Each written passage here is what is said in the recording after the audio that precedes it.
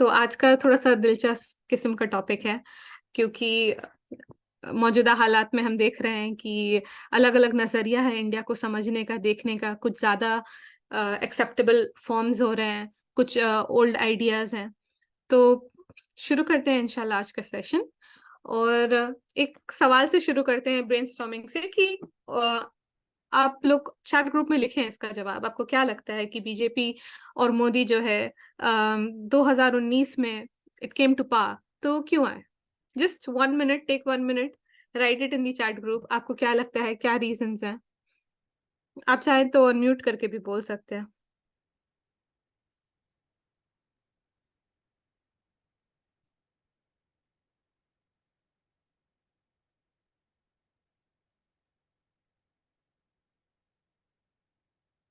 तूबा ने लिखा है डिवाइड एंड रूल। किसी ने लिखा ही appeal to the Hindus. Okay. Well organised propaganda. Okay.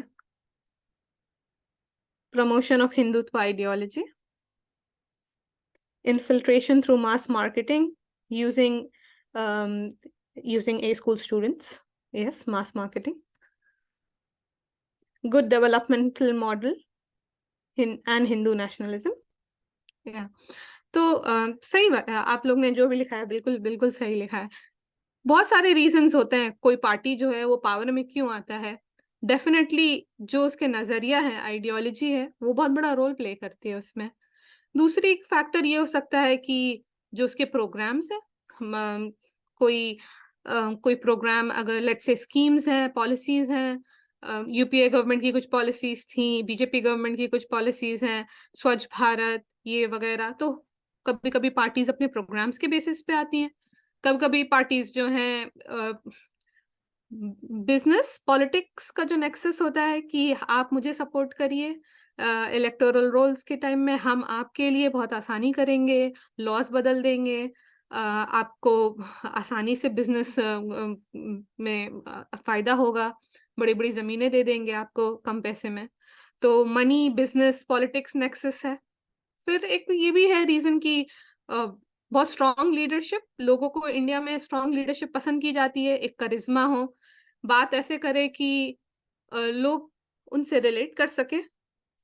और एक और रीजन ये हो सकता है कि वीक ऑपोजिशन, कोई ऑपोजिशन में कोई खास नहीं था, उसकी आइडियोलॉजी कोई थी नहीं। एक ये हो सकता है कि सोशल मीडिया बहुत अच्छे से एक नैरेटिव बना दिया गया, मतलब दो। यस, डेफिनेटली ये किसी ने लिखा है लॉट्स ऑफ झूठ। बिल्कुल सही। तो ये झूठ जो है वो भी एक नैरेटिव के थ्रू बना है जो सोशल मीडिया में है। सोशल मीडिया में अपनी बोलबाला रखने के लिए पैसे की जरूरत होती है। पैसे जो है वो बिजनेसेस से आते हैं। बिजनेसेस को सपोर्ट करने के लिए आपको प्रोग्राम्स में चेंज लाना होगा। तो ये सारे रीजंस हैं। और हर पार्टी जो आती है पावर में, सिर्फ एक रीजन की वजह से कभी नहीं आती है, सिर्फ आइडियोलॉजी के बेसिस पे नहीं आती है, प्रोग्राम्स के बेसिस पे भी कभी आती है। ये मनी बिजनेस नेक्सस, अपने लीडरशिप कितना अपीलिंग है लीडरशिप, इसके बेसिस पे आती है। बहुत सारे रीजंस हैं, लेकिन आज के सेशन में हम लोग जो है स्पेसिफिकली आइडियोलॉजी के बारे में बात करेंगे कि इंडिया में किस तरह की आइडियोलॉजी। यूजुअली हर कंट्री का अपना एक हिस्ट्री होता है, अपना एक सोशल कॉन्टेक्स्ट होता है, एक पॉलिटिकल कॉन्टेक्स्ट होता है। तो इंडिया में क्या है, और पॉलिटिक्स और जो तारीख है, हिस्ट्री है, इसका बहुत इंट्रिंसिक लिंक है। तो थोड़ा सा हम लोग एक 150 साल पीछे चलते हैं, और 150 साल पीछे जाके हम ये देखेंगे कि किस तरह से हमारी हिस्ट्री ने हमारे पॉलिटिक्स को बनाया है, और आज के जमाने में जो पॉलिसीज हैं वो कैसे हमारे तारीख से इन्फ्लुएंस्ड है। तो जब भी कोई एक कंट्री पे हमारे हमारे यहाँ इंडिया में अंग्रेज की हुकूमत रही, ठीक है, तो जो कोई बाहर से हुकूमत करने आता है, तो लोगों का एक अलग अलग तरीके का रिस्पॉन्स होता है उस हुकूमत की तरफ। और वो रिस्पॉन्स हमेशा एक जैसा नहीं होता है। जैसे स्टार्टिंग में जब अंग्रेज आए थे और वो रूल करना स्टार्ट किए, तो कोई ये उस वक्त शायद नहीं सोचा कि नहीं, अंग्रेज को जाना है बिल्कुल। बहुत टाइम के बाद, आई थिंक आजादी से जस्ट 50 साल पहले, ये चीज नेशनलिज्म जो है it really took hold. But जब अंग्रेज आए तो वो सिर्फ अपने मिलिट्री के साथ नहीं आए, अपने आइडियाज़ के साथ भी आए। और जो इंडियंस का रिएक्शन था उन आइडियाज़ को लेकर, वो बहुत अलग किस्म का था। तो कुछ लोग थे, जैसे 1857 रिवॉल्ट हुआ, तो रिएक्टिव एक रिएक्शन हुआ अंग्रेज़ों के प्रेज़ेंस का। कुछ लोग थे जब अंग्रेज़ आए तो उन्होंने बोला कि अरे देखो तुम कितने पीछे हो, औरतों को बराबर नहीं ट्रीट करते हैं, इतना कास्ट सिस्टम है, जाति है, ये है, वो है। तो कुछ लोग ने बोला कि बात तो सही बोल रहे हैं कि ये सब प्रॉब्लम्स हैं, उसको सही करना है, उसको रिफ़ॉर्म करना है। कुछ लोग ने मिलिट्री स्टाइल लाइक आगे बढ़ते गए कि नहीं इनको भगाना है। कुछ लोग ने कहा कि अंग्रेज आए हैं, हमें लूट रहे हैं, हमें अपने अंदर देखना है कि हम में क्या कमियाँ हैं, हमारा एक गोल्डन पीरियड था, हमें उसमें वापस जाना है। तो इस तरह का रिएक्शन है। बहुत तरह एंटी कॉलोनियल स्ट्रगल जो होता है उसमें अर्ली नेशनलिस्ट जो रिस्पॉन्स है, बहुत किस्म का होता है। लेकिन 2 तरह का रिस्पॉन्स जो है वो बहुत ज़्यादा इफ़ेक्ट करता है हमारे आगे की जो आइडियोलॉजी है, जब एक नेशन बना, जब इंडिया बना, कि उसको डिटरमाइन करने में। और वो 2 तरह का मैं डिस्कस करना चाहती हूँ। एक थे मॉडर्निस्ट। मॉडर्निस्ट थे, उनको रिफॉर्मिस्ट भी बोल सकते हैं, और हम लोग बात कर रहे हैं 1800s की। तो जब अंग्रेज़ आए और ये देखें कि अ, जब अंग्रेज़ आए तो वो एक लिबरल आइडिया लेकर आए, क्योंकि उस टाइम में वेस्टर्न लिबरल आइडियाज़ जो थे वो बहुत ज़्यादा पॉपुलर थे फिलॉसॉफिकल लेवल में। तो उनकी इंटेलिजेंसिया और यहाँ पर इंडियन एक इंटेलिजेंसिया, दोनों के बीच में इंटरैक्शन हुआ। तो लोगों ने देखा कि वो लोग बोले कि अरे मतलब ये सब सती होता है, औरतों का प्रॉपर्टी राइट नहीं है, जहेज़ है, ये है, वो है। तो लोग जो थे एक सीरियस कंसर्न रहा सोशल रिफॉर्म में इंडिया में, कि भाई सोशल रिफॉर्म की ज़रूरत तो है, और ये ज़रूरत महसूस कैसे हुई? जब भी कोई बाहर से कोई चेंज आता है, उसके थ्रू ये ज़रूरत महसूस होती है कि वो दिखाता है कि देखो कितने तुम पीछे हो कुछ चीज़ों में। तो कुछ लोग थे मॉडर्निस्ट, उन्होंने बोला कि अब हमें मॉडर्न एजुकेशन चाहिए होगा, हमें इंग्लिश पढ़ना चाहिए, समझना चाहिए, हमें उनके लिबरल आइडियाज़ को एक्सेप्ट करना चाहिए। वाक़ई अच्छे आइडियाज़ हैं, इक्वालिटी, फ्रीडम, फ्रेटर्निटी। और तो ये जो लोग थे इनको हम लोग बोल सकते हैं रिफॉर्मिस्ट। और राजा राम मोहन रॉय हैं और बहुत सारे लोग हैं, उन्होंने काम की, अपनी ज़िंदगी बिताई इस चीज़ पे कि किस तरह से हम अपने सोसाइटी को रिफॉर्म करें।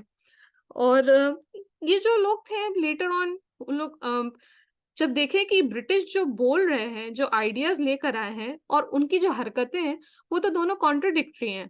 मतलब आप हमें ऑक्यूपाई कर रहे हो और फिर आप फ्रीडम की बात करते हो, इक्वालिटी की बात करते हो।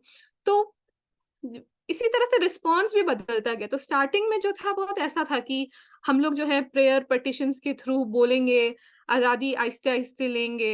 ये आज़ादी नहीं भी लें तो एक वेलकम मूव है, ब्रिटिश एक अच्छी चीज़ लेकर आ रहे हैं, उनको थोड़े से सुधरने की ज़रूरत है। तो बहुत सारे लोग थे इसमें, रबीन्द्रनाथ टैगोर, मोतीलाल नेहरू एक टाइम में।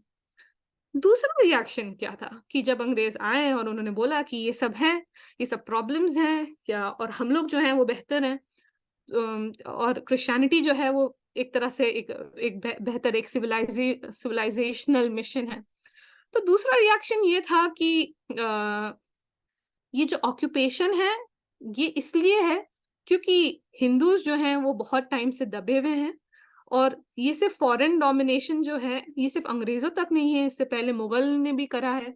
और इसका रीज़न ये है कि हिंदूज़ में जो है वो यूनिटी नहीं है, और हमें जो है रिवाइवल करना है। We have to go back to a past. वो पास्ट ज़रूरी नहीं है कि वो एग्ज़िस्ट करता हो, बट उन्होंने कहा कि ये गोल्डन पास्ट रहा था वेदास के दौरान, जब वेदास लिखा गया। और हमें नहीं चाहिए ये मॉडर्न इस तरह का एजुकेशन जिसमें इंग्लिश की ही बोलबाला हो या इस तरह का। हमें अपने रूट्स में वापस जाना है, हमें अपने स्क्रिप्चर्स में जाना है, और स्क्रिप्चर्स खुद कुछ चीज़ें मना करती हैं, तो उसी से हम लोग निकाल के ये सब अब सोशल रिफॉर्म भी थोड़ा बहुत ला सकते हैं।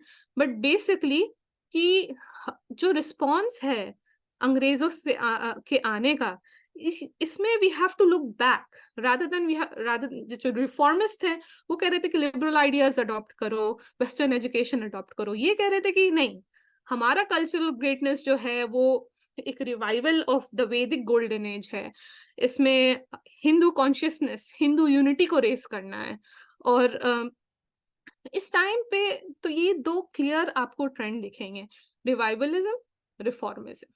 और बहुत सारे स्कॉलर्स ये कहते हैं कि इंडियन नेशनल कांग्रेस का जो अप्रोच था लेटर ऑन वो रिफॉर्मिज्म की तरफ था, और हिंदू नेशनलिज्म का जो सेक्युलर नेशनलिज्म का हिंदू नेशनलिज्म का जो अप्रोच था वो रिवाइवलिज्म का था। मतलब ये उनकी एक हिस्ट्री रही है। और इस हिस्ट्री में अगर आप रिफॉर्मिस्ट को देखेंगे तो वो अक्सर फ्यूचर में जाके वो बोलेंगे कि 200 साल ब्रिटिश रूल ने हमें बहुत तड़पाया। शशि थरूर के अगर आप किताब पढ़ लें, ये कर लें, सेक्युलर नेशनलिज्म जो है। रिवाइवलिज्म में अगर आप देखेंगे तो बोलेंगे नहीं, 200 साल नहीं बल्कि 1200 साल। तो वो उनका जो कंसेप्शन है कि हिंदू कौन है, इंडिया हिंदुओं का है, और हिंदू वही लोग हैं जो सिर्फ मदरलैंड नहीं मानते, फादरलैंड नहीं मानते, बल्कि इंडिया को अपना होली लैंड भी मानते हैं। और होली लैंड जो है वो क्रिश्चियंस और मुस्लिम्स जो है वो कभी इंडिया को नहीं मान सकते। इसलिए जो इंडियन आइडेंटिटी है वो उनके लिए एक एथनिक आइडेंटिटी थी, कि वो हिंदूज की थी और उनका ही एक हायर स्टैंडर्ड होना चाहिए। These are the roots. तो अब just how these things affect are everyday politics is कि अगर आप जब भी दो ग्रुप होते हैं ना, उनका जो उनके बीच में जो डिफरेंसेस होते हैं वो हमेशा लीगल कोई लॉ अगर आता है उस टाइम पे बहुत ज्यादा उभर के आता है। तो आप लोग ने अभी ये देखा होगा पूरा जो कंट्रोवर्सी था नाउजुबिल्लाह रसूल सल्लल्लाहु अलैहि वसल्लम के उम्र, हजरत आयशा की उम्र कितनी थी, ये वो। बट अगर हम लोग सिर्फ 150 साल पहले जाएं तो हम देखते हैं कि कैसे रिफॉर्मिस्ट और revivalist, age of consent bill India में आया था 1891 में, जिसमें 10 साल 10 साल था कि एक औरत औरत बेसिकली लड़की या औरत आप जिसको बोलिए, 10 साल के बाद उसकी शादी हो सकती थी। तो एक केस हुआ था, फुलमनी दासी उनका नाम है, और उनका डेथ हो गया था क्योंकि वो 11 साल के थे, उनके हस्बैंड 35 के थे, मैरिटल रेप का केस था। तो इस ये जो इंसिडेंट हुआ इसकी वजह से ब्रिटिश जो रूल कर रहे थे उन्होंने बोला कि एज ऑफ कंसेंट जो है वो बढ़ाना चाहिए, 10 साल से 12 साल करना चाहिए। तो इस टाइम में जो हिंदू रिवाइवलिस्ट हैं उन्होंने कहा कि नहीं, और ये सिर्फ 150 साल पहले की बात है, इसके बारे में आप पढ़ सकते हैं, इट्स अवेलेबल। उन्होंने कहा कि नहीं, ये स्क्रिप्चर्स के अगेंस्ट जा रहा है। हम एक बाहर की हुकूमत को हम नहीं कह सकते कि सोशल रिफॉर्म उनके थ्रू लाए। हो सकता है इसमें कुछ अच्छाइयाँ हो, जैसे Bal Gangadhar Tilak, such a famous figure, and he said कि नहीं, गवर्नमेंट को बिल्कुल इसमें सोशल कस्टम को नहीं रेगुलेट करना चाहिए। कुछ लोग ने बोला कि ये तो हिंदुइज्म के खिलाफ चला जा रहा है, हिंदुइज्म का एक कस्टम है गर्भधन का, तो नहीं होना चाहिए। जो रिफॉर्मिस्ट थे उन्होंने बोला हाँ होना चाहिए, बढ़ा देनी चाहिए उम्र, 10 साल बहुत छोटे होते हैं। तो थ्रू लीगल केसेस भी आप दोनों के डिफरेंस ऑफ अप्रोचेस देख सकते हैं। एज ऑफ कंसेंट एक्ट 1891 अगर आप सर्च करें।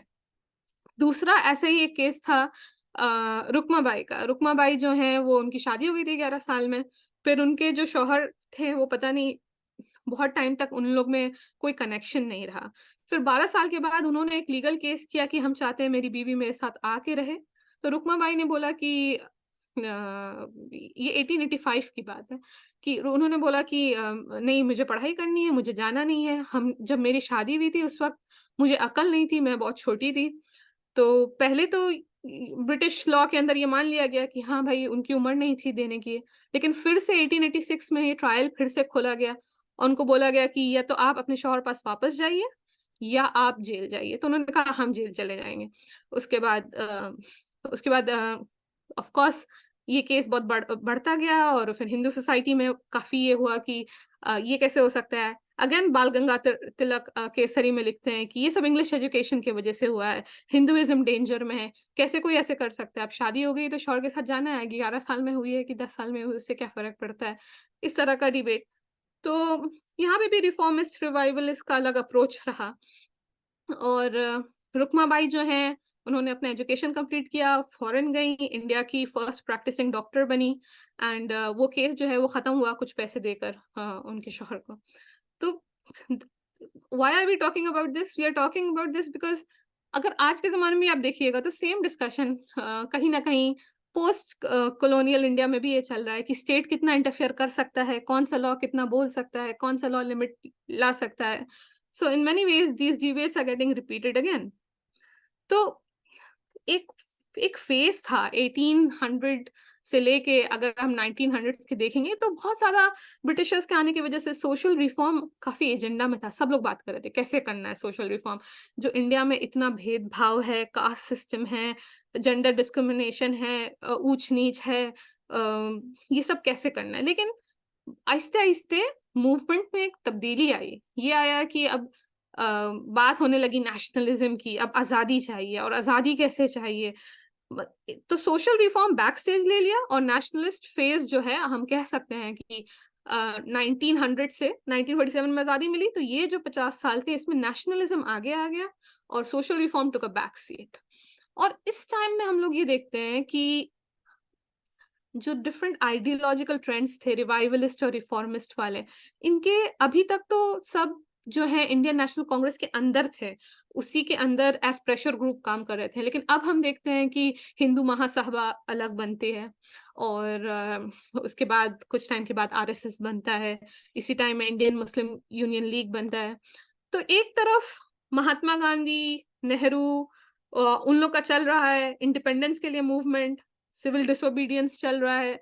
आपको हिस्ट्री के लेसन्स एज़ सच की तो ज़रूरत नहीं है, लेकिन क्विट इंडिया मूवमेंट चल रहा है। और एक तरफ इस तरह का नेशनलिज़्म जो है, सेक्टेरियन नेशनलिज़्म, वो भी बढ़ रहा है कि उनकी खुली-खुली डिमांड है बिल्कुल कि हिंदू जो है इंडियन आइडेंटिटी और हिंदू आइडेंटिटी एक ही है। इंडिया को होना चाहिए एक हिंदू राष्ट्र, प्राइमेसी होनी चाहिए हिंदू कल्चर, रिलिजन और हेरिटेज की। और ये लोग बोले कि हाँ, अपने में भी हमें तब्दीली लानी है, सब हिंदुओं को एक होना चाहिए, कास्ट सिस्टम अबॉलिश होना चाहिए, अनटचेबिलिटी अबॉलिश होना चाहिए। तो दिस इज द टाइम 1900 में where we really see how Hindu nationalism as an idea is emerging, specially through Hindu Mahasabha and these groups. और इंडियन नेशनल कांग्रेस जो है वो भी चल रहा है अपना। और बहरहाल जो पार्टी इंडिपेंडेंस में, कोई भी कंट्री के, जो पार्टी इंडिपेंडेंस मूवमेंट में हिस्सा लेती है, उसको आगे बढ़ाती है, वही पार्टी इंडिपेंडेंस के बाद रूल भी करती है। तो इंडियन नेशनल कांग्रेस की अपनी एक हिस्ट्री है, वो है कि मूवमेंट आज़ादी की बनी, फिर पॉलिटिकल पार्टी के थ्रू रूल करी। बट यहाँ पे जब हम देखते हैं तो हिंदू नेशनलिज्म का वो रोल नहीं रहा। एज एन आइडिया एग्जिस्ट किया, it never caught on because जब महात्मा गांधी का डेथ हुआ तो इट बिकेम रियली लाइक लोगों को होता है ना कलेक्टिव इमेजिनेशन में, people didn't like it at all. तो उस टाइम पे ये दब गया, इंडिपेंडेंस के बाद भी थोड़ा सा दब गया। और अब हम देखेंगे कि हिंदू नेशनलिज्म का एक रिवाइवल जो है 1990s में जाकर होता है, बहुत टाइम के बाद। तो एक जस्ट ब्रीफली अगर आपको कोई बोला जाए कि कैसे हम समराइज करेंगे कि व्हाट इज हिंदू नेशनलिज्म, तो ये 3 पॉइंट बोल सकते हैं। तो ये एक विक्टिमाइज्ड वो है कि हिंदूज जो है उन्होंने बहुत सफर किया है डिफीट, और उनकी इंडिपेंडेंस खो दी गई क्योंकि फॉरेन इन्वेडर्स आए और उनमें लैक ऑफ यूनिटी नहीं था। दूसरा ये एक मेन पॉइंट है कि जो क्रिश्चियन मिशनरीज हैं और जो मुस्लिम्स हैं वो कन्वर्ट कर लेंगे और हम लोग जो है नहीं रह पाएंगे मेजॉरिटी में। और हमें जो है हिंदू पॉपुलेशन का जो लेवल है उसको मेंटेन करके रखना है। और ये सब मैं मतलब अपने से नहीं बोल रही हूँ, ऑफ कोर्स इनके मेन टेक्स्ट हैं गोवलकर के और सावरकर के, उसके अंदर जो बातें लिखी गई हैं बिल्कुल क्लियर वहीं से है। तो उन्होंने कहा कि हमें घर वापसी वाला जो कॉन्सेप्ट है वो 19th सेंचुरी में भी था, 20th सेंचुरी में भी शुद्धि संगठन मूवमेंट करने लगे कि कोई ये एक फीलिंग है कि इंडियन नेशनल कांग्रेस जो है वो तो सबको लेके चल रहा है, मुसलमानों की तरफ झुका हुआ है थोड़ा, तो कोई हिंदू इंटरेस्ट को प्रोटेक्ट करने के लिए नहीं है, ना ही ब्रिटिश गवर्नमेंट है, तो हमें खुद से करना होगा। तो ये this was root of the origin. और कांग्रेस किस तरह से डील कर रहा था इन सब आइडियाज को, एक तरह से अपने छत्र छाया के अंदर लेकर कि इंडियन नेशनल कांग्रेस के अंदर अलग अलग तरह के प्रेशर ग्रुप्स हैं, कुछ सोशलिस्ट हैं, कुछ थोड़े से मिलिट्री वाले थे, कुछ थोड़े से हिंदू राइट के थे। और हम ये देखते हैं कि एक तरफ नेहरू ये भी बोलते हैं कि क्यों नहीं एक्शन लिया जा रहा है आरएसएस के खिलाफ, कब एक्शन लिया जाएगा। दूसरी तरफ पटेल जो है इंडियन नेशनल कांग्रेस के अंदर ही वो बोलते हैं कि आरएसएस कोई ऐसी ऐसी चीज नहीं है, वो लोग कोई थीव्स और डेकॉइट्स नहीं है, पेट्रियट्स हैं, तो उनके ऊपर मोहब्बत से उनको जीता जाएगा। तो एक तरह से इंडियन नेशनल कांग्रेस में भी उनको एक स्पेस दिया गया हिंदू नेशनलिज्म के आइडिया को, के थॉट को। और कुछ स्कॉलर्स ये बोलते हैं कि क्योंकि इसका बहुत सीवियर उस टाइम पे ओपोजिशन नहीं हुआ, then it remained. I don't know, I hope I am being clear. तो अगर क्विकली समराइज करें कि हिंदू नेशनलिज्म और सिविक नेशनलिज्म में फर्क क्या है, तो इंडियन नेशनल आइडेंटिटी कि इंडिया क्या है, इंडिया की आइडेंटिटी क्या है, अगर सेक्युलर नेशनलिज्म या नेहरूवियन सेक्युलरिज्म में देखें तो ये है कि सब धर्म को मानना चाहिए। मानना चाहिए मतलब सब धर्म का कोएग्जिस्टेंस है, और स्टेट को जो है इक्वल डिस्टेंस रखना चाहिए। मतलब अगर आप सेक्युलरिज्म का कॉन्सेप्ट फ्रांस में देखेंगे तो शायद ये है कि कोई धर्म से मतलब नहीं रखना चाहिए, लेकिन इंडिया में ये कॉन्सेप्ट हुआ कि सब धर्म बराबर है और सब धर्म से इक्वल इक्वल डिस्टेंस रखो, जैसे बगीचे में अलग अलग तरह के फूल हैं और सब फूलो फलो इस तरह से। और स्टेट जो है कभी कभी रेगुलेट करेगा कुछ प्रैक्टिसेस जो बहुत ओप्रेसिव है, वरना नहीं करेगा। तो ये सेक्युलर नेशनलिज्म का कॉन्सेप्ट नेहरू और गांधी का कॉन्सेप्ट था। लेकिन हिंदू नेशनलिज्म अगर हम देखें तो वो है कि सब लोग हैं तो जरूर, लेकिन जो मेन लोग हैं वो मेजॉरिटी वाले जो है वो ही होने चाहिए। तो मेजॉरिटी में जो हिंदूज हैं उनका कल्चर जो है वो डोमिनेंट होना चाहिए। और अगर जैसा कि हम लोग ने अभी डिस्कस किया कि ओरिजिन क्या था दोनों का, ब्रिटिश का एक रिस्पॉन्स था, एक रिवाइवलिस्ट एक रिफॉर्मिस्ट। और कमिटमेंट क्या है, तो सेक्युलर नेशनलिज्म बोलता है कि हम जो है हम बना के रखेंगे, प्लूरलिज्म बना के रखेंगे। लेकिन पॉलिटिकल कमिटमेंट जो हिंदू नेशनलिज्म का है वो हिंदुत्व की तरफ है कि एक हिंदू नेशन स्टेट होना चाहिए। और अगर आपको इनके बारे में और पढ़ना है तो इनके आइडियोलॉजिकल प्रोपोनेंट्स जो हैं वो सावरकर और गोवलकर हैं। और अगर आपको इधर पढ़ना है तो आप नेहरू की पढ़ सकते हैं किताबें, गांधी की भी एक to an extent. Electoral strength जो है 1947 के बाद सेक्युलर नेशनलिज्म जो है वही फैला, और 1980s तक 90s तक हम कह सकते हैं कि सेक्युलर नेशनलिज्म का बोलबाला था, क्योंकि कांग्रेस ने ही स्टार्टिंग के इतने सारे इयर्स जो हैं वो रूल किया। बहुत ये हम लोग प्रिंसिपल में बात कर रहे हैं, ठीक है। जब प्रैक्टिस में देखेंगे तो बहुत इंटरनल कॉन्ट्रडिक्शंस हैं दोनों में, बहुत ज्यादा। लेकिन ये हम बात कर रहे हैं at the level of principle कि आइडियली वो दोनों जो आइडियोलॉजी हैं वो अपने बारे में क्या क्लेम करती हैं, ठीक है। तो दोनों जो हैं वो कहती हैं कि टेरिटरी बहुत इंपॉर्टेंट है, इंडिया एज अ लैंड बहुत इंपॉर्टेंट है। लेकिन secular nationalism is about territory plus plural culture, while Hindu nationalism is about territory plus only one specific culture, which is Hindu culture. तो इसका असर क्या होता है? इसका असर होता है कि आप देखते हो कि ट्रू, अगर बोला जाए कि अरे ट्रू इंडियन कौन है, तो सेक्युलर नेशनलिज्म में कि जो लोग ब्रिटिश इंडियन एम्पायर में थे उसके बाद जो लोग यहाँ पे रह रहे हैं वो सब इंडियन है, सारे रिलीजन्स जो हैं सारे कल्चर जो हैं वो सारे प्लूरल है, इंडियन है। लेकिन हिंदू नेशनलिज्म के अंदर एक एथनिक कॉन्सेप्ट है, कबीले वाला, कि ये हिंदुओं की जमीन है और जो लोग इसको पितृभूमि, मातृभूमि और पुण्य भूमि, होली लैंड मानते हैं, उन्हीं की ही वो उनका फर्स्ट राइट है इस चीज पे। तो क्या होता है, इससे एक इन ग्रुप बन जाता है कि कौन किन लोगों की ये पितृभूमि है, पुण्य भूमि है, हिंदुओं की, सिख की, जैन की, बुद्धिस्ट की। किन लोगों की बाहर है पुण्य भूमि, होली लैंड, तो वो हो गए क्रिश्चियन, मुस्लिम्स और क्रिश्चियंस प्राइमरीली। और हिंदू नेशनलिज्म का एक है कि कम्युनिस्ट से भी उनका बहुत ज्यादा टेंशन है। तो दिस इज जस्ट की जस्ट टू समराइज। लेकिन इसका असर माइनॉरिटीज पे कैसे पड़ता है कि जो लोग नेशन में, कुछ लोग मेजॉरिटी हैं कुछ लोग माइनॉरिटी हैं। तो दो किताब हैं जो बहुत इंपॉर्टेंट है, सावरकर की एसेंशियल्स ऑफ हिंदुत्व, जो सेट जिसने होता है ना आइडियोलॉजिकल बेस बनाया, और गोवलकर की वी और आवर नेशनहुड डिफाइंड 1939 में।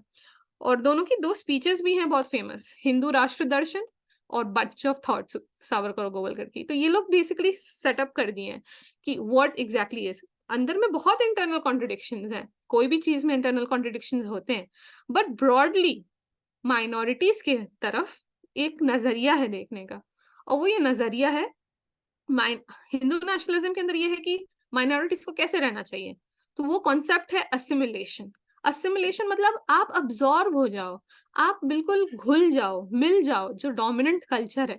तो आप कैसे मिलोगे, तो आप एज अ मुस्लिम आप एक्सेप्ट करो कि हिंदुइज्म जो है वो सेंट्रल है इंडियन सिविलाइजेशन के लिए। और सिर्फ हिंदुइज्म नहीं, बल्कि हिंदू जो फिगर्स हैं, राम जो हैं, वो सिविलाइजेशनल हीरो है। और उसको सिर्फ मतलब ये सिर्फ हिंदूज के हीरो नहीं है, देन सबके हीरोज हैं।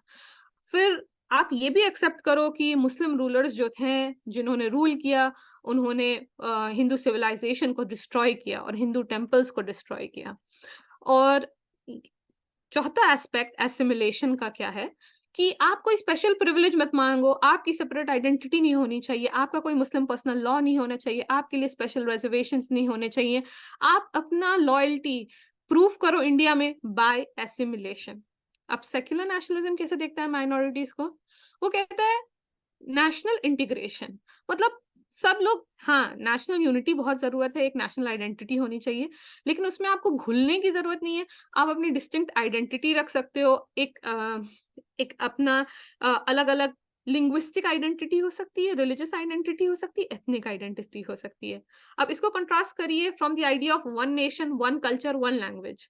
तो वन लैंग्वेज है तो वो हिंदी ही होगा, वन कल्चर है तो वो हिंदू होगा, वन नेशन है तो इस हिसाब से।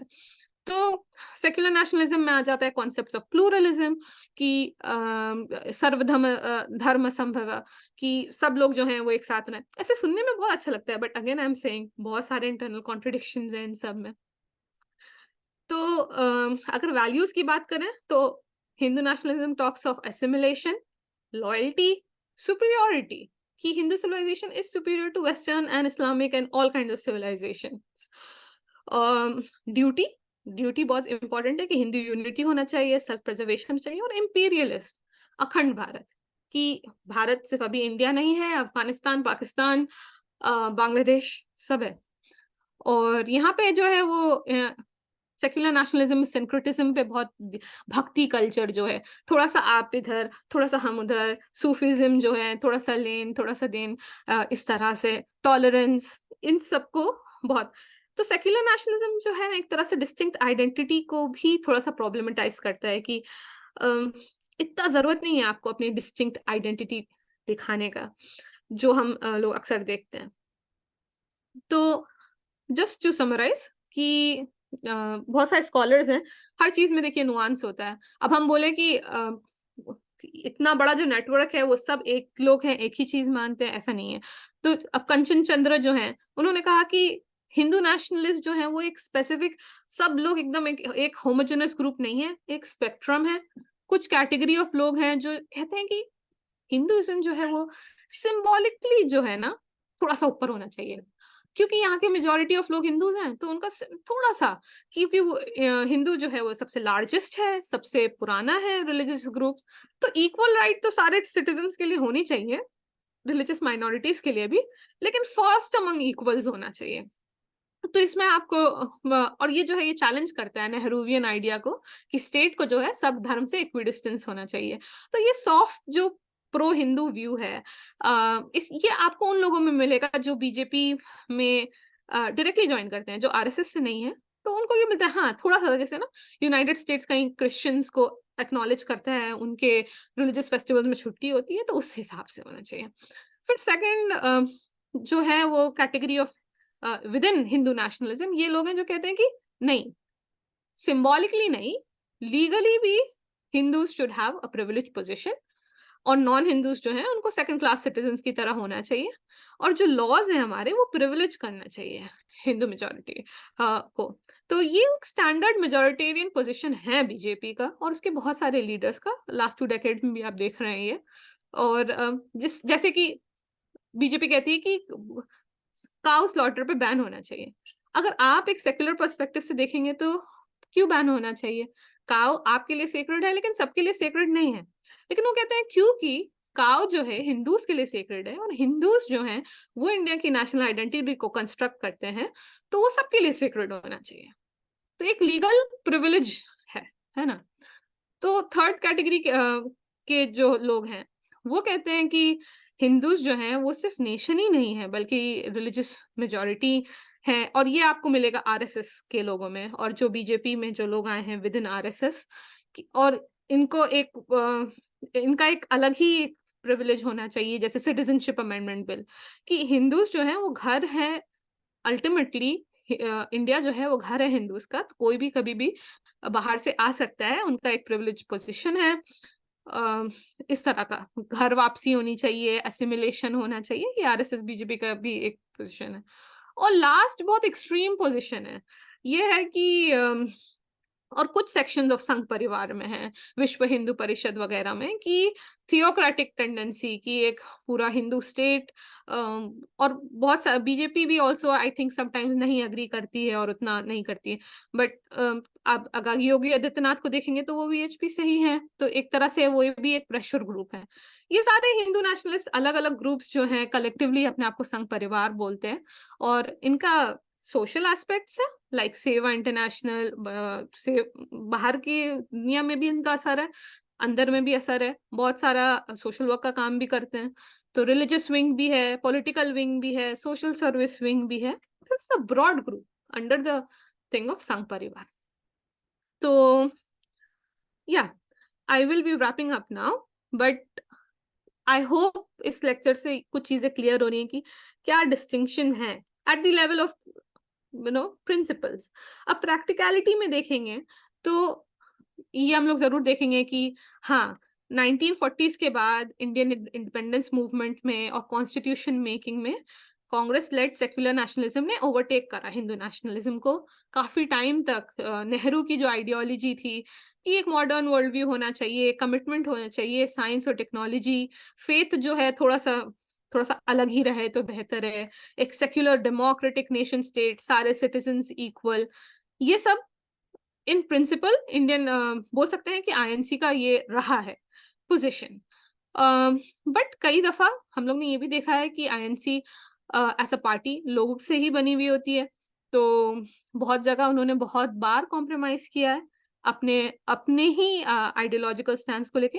और हिंदू नेशनलिज्म में भी हम देखते हैं कि एक तरफ उनका कमिटमेंट था स्वदेशी स्वदेशी, बट उन्होंने बहुत आसानी से लिबरलाइजेशन को एक्सेप्ट किया। तो चेंजेस हैं दोनों की रियल लाइफ वर्किंग में, प्रिंसिपल से हट के प्रैक्टिकलिटी में बहुत से कॉन्ट्रडिक्शंस हैं, बहुत से ऊपर नीचे हैं। कभी कभी आप सरप्राइज होंगे कि ऐसा ये आइडियोलॉजी है और ये स्टेप लिया है, ये तो ये मतलब obviously this is all politics, इस हिसाब से चलती है ना। तो अगर हम देखें 1980 से एक रिवाइवल होता है हिंदू नेशनलिज्म का। और कभी कभी होता है हर आइडिया जो है, ऐसे बोलते हैं कोई आइडिया को हल्के में नहीं लेना चाहिए। कुछ टाइम तक एक आइडिया दबा जरूर रह सकता है, बट क्योंकि अगर आपका एक मतलब एक कंक्रीट आइडियोलॉजी है तो वो कभी भी उभर के आ सकती है और कभी भी पब्लिक इमेजिनेशन के ऊपर इट कैन टेक ओवर। तो इंडिया में वो रहा है, it has always been there, although electorally dominant नहीं था, but it was dominant. And हम देखते हैं कि सेक्युलर नेशनलिज्म का डिक्लाइन होता है, और वो क्यों होता है? क्योंकि खुद कांग्रेस जो है अपने ही आइडियोलॉजी से दूर जाती है, कभी इस कम्युनिटी को पैंडर करी, कभी उस कम्युनिटी को पैंडर कर रही। शाह बानो में मुस्लिम कम्युनिटी को पैंडर कर दिया, उसको कंपेंसेट करने के लिए बाबरी मस्जिद के दरवाजे खोल दिए हिंदू कम्युनिटी को पैंडर करने के लिए। तो अपीजमेंट वाला पॉलिटिक्स खेलना हिंदुओं के साथ, मुसलमानों के साथ, खुद अपनी आइडियोलॉजी पे फर्म नहीं रहना, कम्युनल वायलेंस बिल को नहीं पुश करना क्योंकि उनको लगता है कि वो परसीव हो रहे हैं कि वो मुस्लिम अपीजमेंट। और अपीजमेंट कुछ भी नहीं हो रहा है। अगर आप स्टेटिस्टिक्स देखेंगे, एम्प्लॉयमेंट रेट देखेंगे, तो ना वो लोग रिजर्वेशन सही से ला पाए, बहुत हालात खराब है माइनॉरिटीज के। लेकिन ये हो जाना कि हाँ कांग्रेस जो है अपीस कर रही है, अपीस कर रही है, अपीस कर रही है, बल्कि खुद ही एक तरह से सॉफ्ट हिंदुत्व में एंगेज कर रहे हैं, इंस्टेड ऑफ क्वेश्चनिंग जो ग्रैंड नैरेटिव है जो होल्ड ले रहा था, काउंटर नैरेटिव बिल्ड करने के बदले खुद बह जाना उस बहाव में। और रिसर्च हमेशा शो किया है, आप देखिएगा पूरी दुनिया में, कि अगर आप राइट विंग से आप टकरा रहे हो ना, तो अगर आप राइट विंग के ही पॉलिसीज अडॉप्ट कर रहे हो उन खुश रखने के लिए लोगों को, तो आप उनसे उनके होम ग्राउंड में कभी नहीं जीत सकते हो। तो आपकी एक डिफरेंट आइडियोलॉजी थी। हर आइडियोलॉजी में कमी होती है, कोताहियां होती है, लेकिन आपकी आइडियोलॉजी थी जो आपने कभी नहीं रखा। और एट टाइम्स जब होता है, जब सामने वाला इंसान बोलता है गर्व से कहो हम हिंदू हैं, तो आपको भी बोलना पड़ जाता है कि हाँ हम हैं हिंदू, और हम नहीं कर रहे अपीजमेंट। इस तरह का पॉलिटिक्स जो है इट टुक ओवर।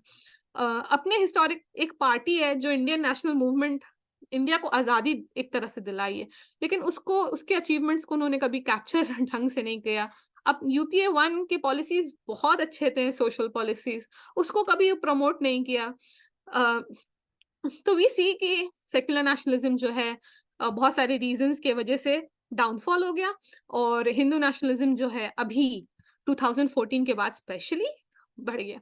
एक नजरिया, एक इंडिया को देखने का तरीका, इंडिया को समझने का तरीका, जब उसको पावर मिल जाता है तो वो उसकी पॉलिसीज को भी अफेक्ट करता है।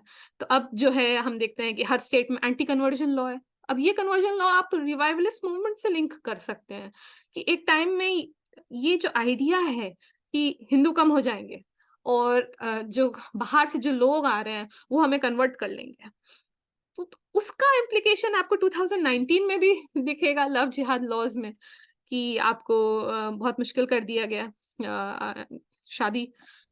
उसका आइडिया आपको सिटीजनशिप अमेंडमेंट एक्ट में दिखेगा कि जैसे इजराइल ज्यूश होमलैंड है, वैसे इंडिया, उनके ये कोड, ये इनका वर्ड है उनके मैनिफेस्टो में, India should be made the natural homeland for Hindus. तो बहुत सारे आपके पॉलिसीज में दिखेगा, ट्रिपल तलाक का क्रिमिनलाइजेशन, मतलब it was not just reform but also idea to stigmatise Muslims, क्योंकि उनका कॉन्सेप्ट ही है असिमिलेशन। तो यूनिफॉर्म सिविल कोड में भी दिखेगा। तो एक आइडिया जो है, आइडिया से हमें एंगेज करना चाहिए, आइडियाज को बहुत सीरियसली लेना चाहिए, क्योंकि an idea whose time comes it becomes very very important. अब आई होप आज का ये सुन के you would be like, you understand क्या डिफरेंसेस हैं इन इन दोनों कंसेप्शंस ऑफ इंडिया में। बहुत डिस्टिंक्ट कंसेप्शन है, बट समझने में, सुनने में नहीं आता है कभी। मुझे खुद इस पर कुछ साल पहले क्लैरिटी नहीं थी। ये रीजन ये है क्योंकि आई डोंट थिंक कि लिटरेचर में भी बहुत ज्यादा है, it is there somewhere but बहुत ज्यादा नहीं है। I want to end this, लेकिन मैं एंड करना चाहती हूँ एक एक क्रिटिकल उससे, कि जरूरी नहीं है कि हमेशा रिलीजियस नेशनलिज्म बुरा हो या सेक्युलर नेशनलिज्म अच्छा हो। अगर आप वर्ल्ड पॉलिटिक्स देखें, जैसे कि टर्की में सेक्युलर नेशनलिस्ट जब आए, कमाल अतातुर्क आया, तो उन्होंने बहुत सारे एक्सेप्टेबल चीजों को बैन कर दिया कि आप हिजाब नहीं पहन सकते हो। एक टाइम पे अजान अजान को बदल दिया। तो कभी कभी कोई भी चीज का इम्पोजिशन जब ऊपर से होता है, तो secular nationalism can be equally oppressive, बहुत ज्यादा आपको दबा सकते हैं। तो there are different variants of religious nationalism across the world, different variants of secular nationalism. Within Hindu nationalism also बहुत सारे different trends हैं। इंडिया के पॉलिटिकल थॉट को समझने के लिए बहुत सारे डिफरेंट स्कूल्स हैं। जैसे मजहब, जैसे हम दीन को समझते हैं तो इसमें शाफी स्कूल है, फिर हनफी स्कूल है, ये सारे स्कूल्स हैं। ऐसे इंडियन पॉलिटिक्स को समझने के भी कुछ स्कूल्स हैं जो इंडियन नेशनलिज्म को अलग अलग तरीके से समझते हैं। आज जो मैंने बताया वो एक नजरिया है, लेकिन इसको बहुत सारे लोग अलग नजरिए से भी समझते हैं। कुछ लोग कहते हैं रिफॉर्मिस्ट वर्सेस रिवाइवलिस्ट, ऐसा कुछ इतना डिस्टिंक्ट नहीं था। तो बहुत सारे नजरिए हैं, बट मैंने आपको एक पर्सपेक्टिव दिया, and hopefully it should help you all. जज़ाकल्लाह खैर।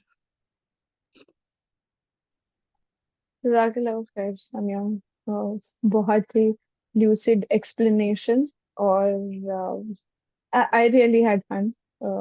काफी अच्छे से आपने एक्सप्लेन किया सारे एस्पेक्ट्स को, इतना मेहनत करके टेबल्स और डायग्राम्स भी बनाए। um, किसी का कोई सवाल हो या कोई कमेंट हो तो आप लिख सकते हैं चैट बॉक्स में, या फिर अपने आप को अनम्यूट कर कर भी बोल सकते हैं। और ये सारे जो प्रॉब्लम्स हैं इनका क्या सलूशन है, ये से आपके नजरिए से? जिस तरह से प्रॉब्लम्स जो हैं इतने मतलब प्रॉब्लम्स क्या है, अगर आप देखे जाए आइडियोलॉजी के लेवल पे, तो ये मेरे हिसाब से तो हिंदू नेशनलिज्म एक बहुत प्रॉब्लमेटिक आइडियोलॉजी है, स्पेशली एज अ माइनॉरिटी। तो अब उसका सोल्यूशन क्या हो सकता है? आप या तो सेक्युलर नेशनलिज्म में आप अपना सोल्यूशन देख सकते हैं, या तो उसके कोई वेरिएंट में देख सकते हैं कि नहीं, हमें सेक्युलर नेशनलिज्म में भी बहुत दिक्कत की बात लगती है, आइडेंटिटी मुसलमानों की आइडेंटिटी को एक्सेप्ट नहीं किया जाता उस तरीके से। तो तो आपका एक डिफरेंट सोल्यूशन हो सकता है कि we need a different kind of nationalism which is more accepting of Muslim identity. तो सोल्यूशन क्या है? पॉलिटिकली अगर आप सोल्यूशन देखेंगे तो supporting either it could be Muslim parties और it could be secular parties. Socially आप सोल्यूशन देखना चाहेंगे तो which I believe we are more key to bring about changes within the Muslim community, to bring about changes, to engage with the community, to engage with others also, wider spectrum में, to form alliances. These are the solutions. But कोई एक such solution इतने complex political problems का तो नहीं है. But हम as Muslims we are optimistic and we believe कि जो छोटा थोड़ा बहुत काम हो, आप अपने civil society से associated रहें, आप अपने area में be vigilant, form alliances with groups, बातचीत करें। अक्सर लोग ऐसे बोलते हैं कि वहां से खरीदना छोड़ दो, सिर्फ मुसलमानों से लो, मुसलमानों को बॉयकॉट हो रहा है। बट आई समटाइम्स फील कि बहुत इनवर्ड लुकिंग भी प्रॉब्लमेटिक हो जाता है, क्योंकि कम्युनिकेशन कैसे होगा फिर? How do we all coexist together? So we need to हमें दरवाजे खोल के रखने हैं, दरवाजे बंद नहीं करने फियर की वजह से, या हो रहा है मुसलमानों पे बहुत जुल्म, उस जुल्म की वजह से बंद नहीं करना है, बल्कि और इंगेज करना है। तो आप सवाल भी पूछिए, आप सवाल पूछिए अपने जो दूसरे कम्युनिटी के दोस्त हैं कि अरे आप चलो, तुम मोदी को सपोर्ट करते हो, क्यों करते हो, क्या आइडियोलॉजी है, इनकी किताबों में तो ये लिखा है, तुमको क्या ऐसा लगता है कि सेकंड क्लास सिटीजन होने चाहिए? मतलब सिंपल, कभी कभी सिंपल कॉन्वर्सेशन से बहुत गहरी दोस्तियां भी बनती हैं, कभी कभी it leads people to question what they believe in. तो ये सब छोटे छोटे स्टेप्स हमें लेने हैं, अगर कोई बहुत ग्रैंड कोई मेरे पास ऐसा सोल्यूशन नहीं है।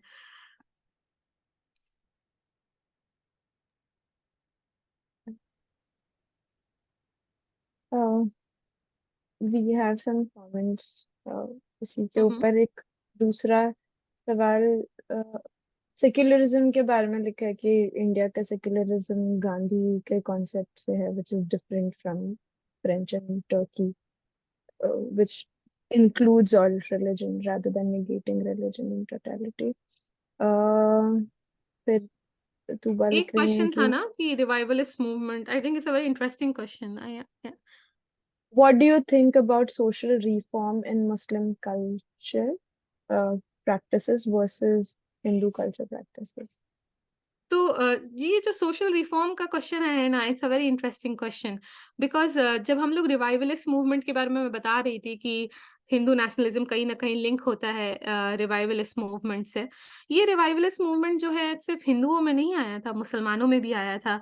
और जैसे अगर हम रिफॉर्मिस्ट वर्सेस रिवाइवलिस्ट के बारे में देखते हैं, तो रिफॉर्मिस्ट में भी मुस्लिम्स थे कुछ, जैसे कि सर सैयद अहमद खान। उस टाइम में तो उन पे फतवा लग गया था कि वो खारिज हो गए दीन से, लेकिन उनका जो था कि वो कैम्ब्रिज गए और वहां उस तरह से एएमयू को बनाए, और उन्होंने कहा कि हाँ भाई, मॉडर्न एजुकेशन होना चाहिए। ये अप्रोच रिफॉर्मिस्ट वाला था, which was very different from the Deoband approach. Deoband का अप्रोच था रिवाइवलिस्ट वाला, कि बहुत सारी कमियां हैं और हमें अपने दीन में वापस देखना चाहिए। उतना इंग्लिश नहीं प्रमोट करना, उतना वेस्टर्न कल्चर या ये स्टडीज नहीं प्रमोट करनी, बल्कि अपने अंदर देखना चाहिए, ट्रू इस्लाम की तरफ देखना चाहिए। तो स्कॉलर्स जो थे वो देवर दियोबंद मूवमेंट जो है वो इसको अपने आप में, हम इंशाल्लाह हम लोग ये किताब भी नेक्स्ट बुक क्लब में ले रहे हैं। तो Deoband movement was also like reformist versus revivalist. जो अप्रोच है वो आप मुसलमानों के अंदर भी देख सकते हैं, उस जमाने में भी देख सकते हैं, आज भी देख सकते हैं। और मुझे लगता है कि definitely the answer is somewhere in a mix of both. आप बिल्कुल अपने आप को बंद नहीं कर सकते। जो नए आइडियाज आ रहे हैं, बेहतरी उनमें कुछ जरूर कोई बेहतर चीज है, उनसे भी इंगेज करना, और इस्लाम को बहुत ढंग से पकड़ के भी चलना वो जो मजबूती से थाम के रहना, ये नहीं कि यू नो apologetic होना. I don't see any point in that. So being very firm in your belief, but also being very open to ideas and engaging with them. Yeah. Mm. Someone has written that Deoband was also reformist in another dimension. Would you like to, do you want to unmute yourself and explain that? Salah Shabri.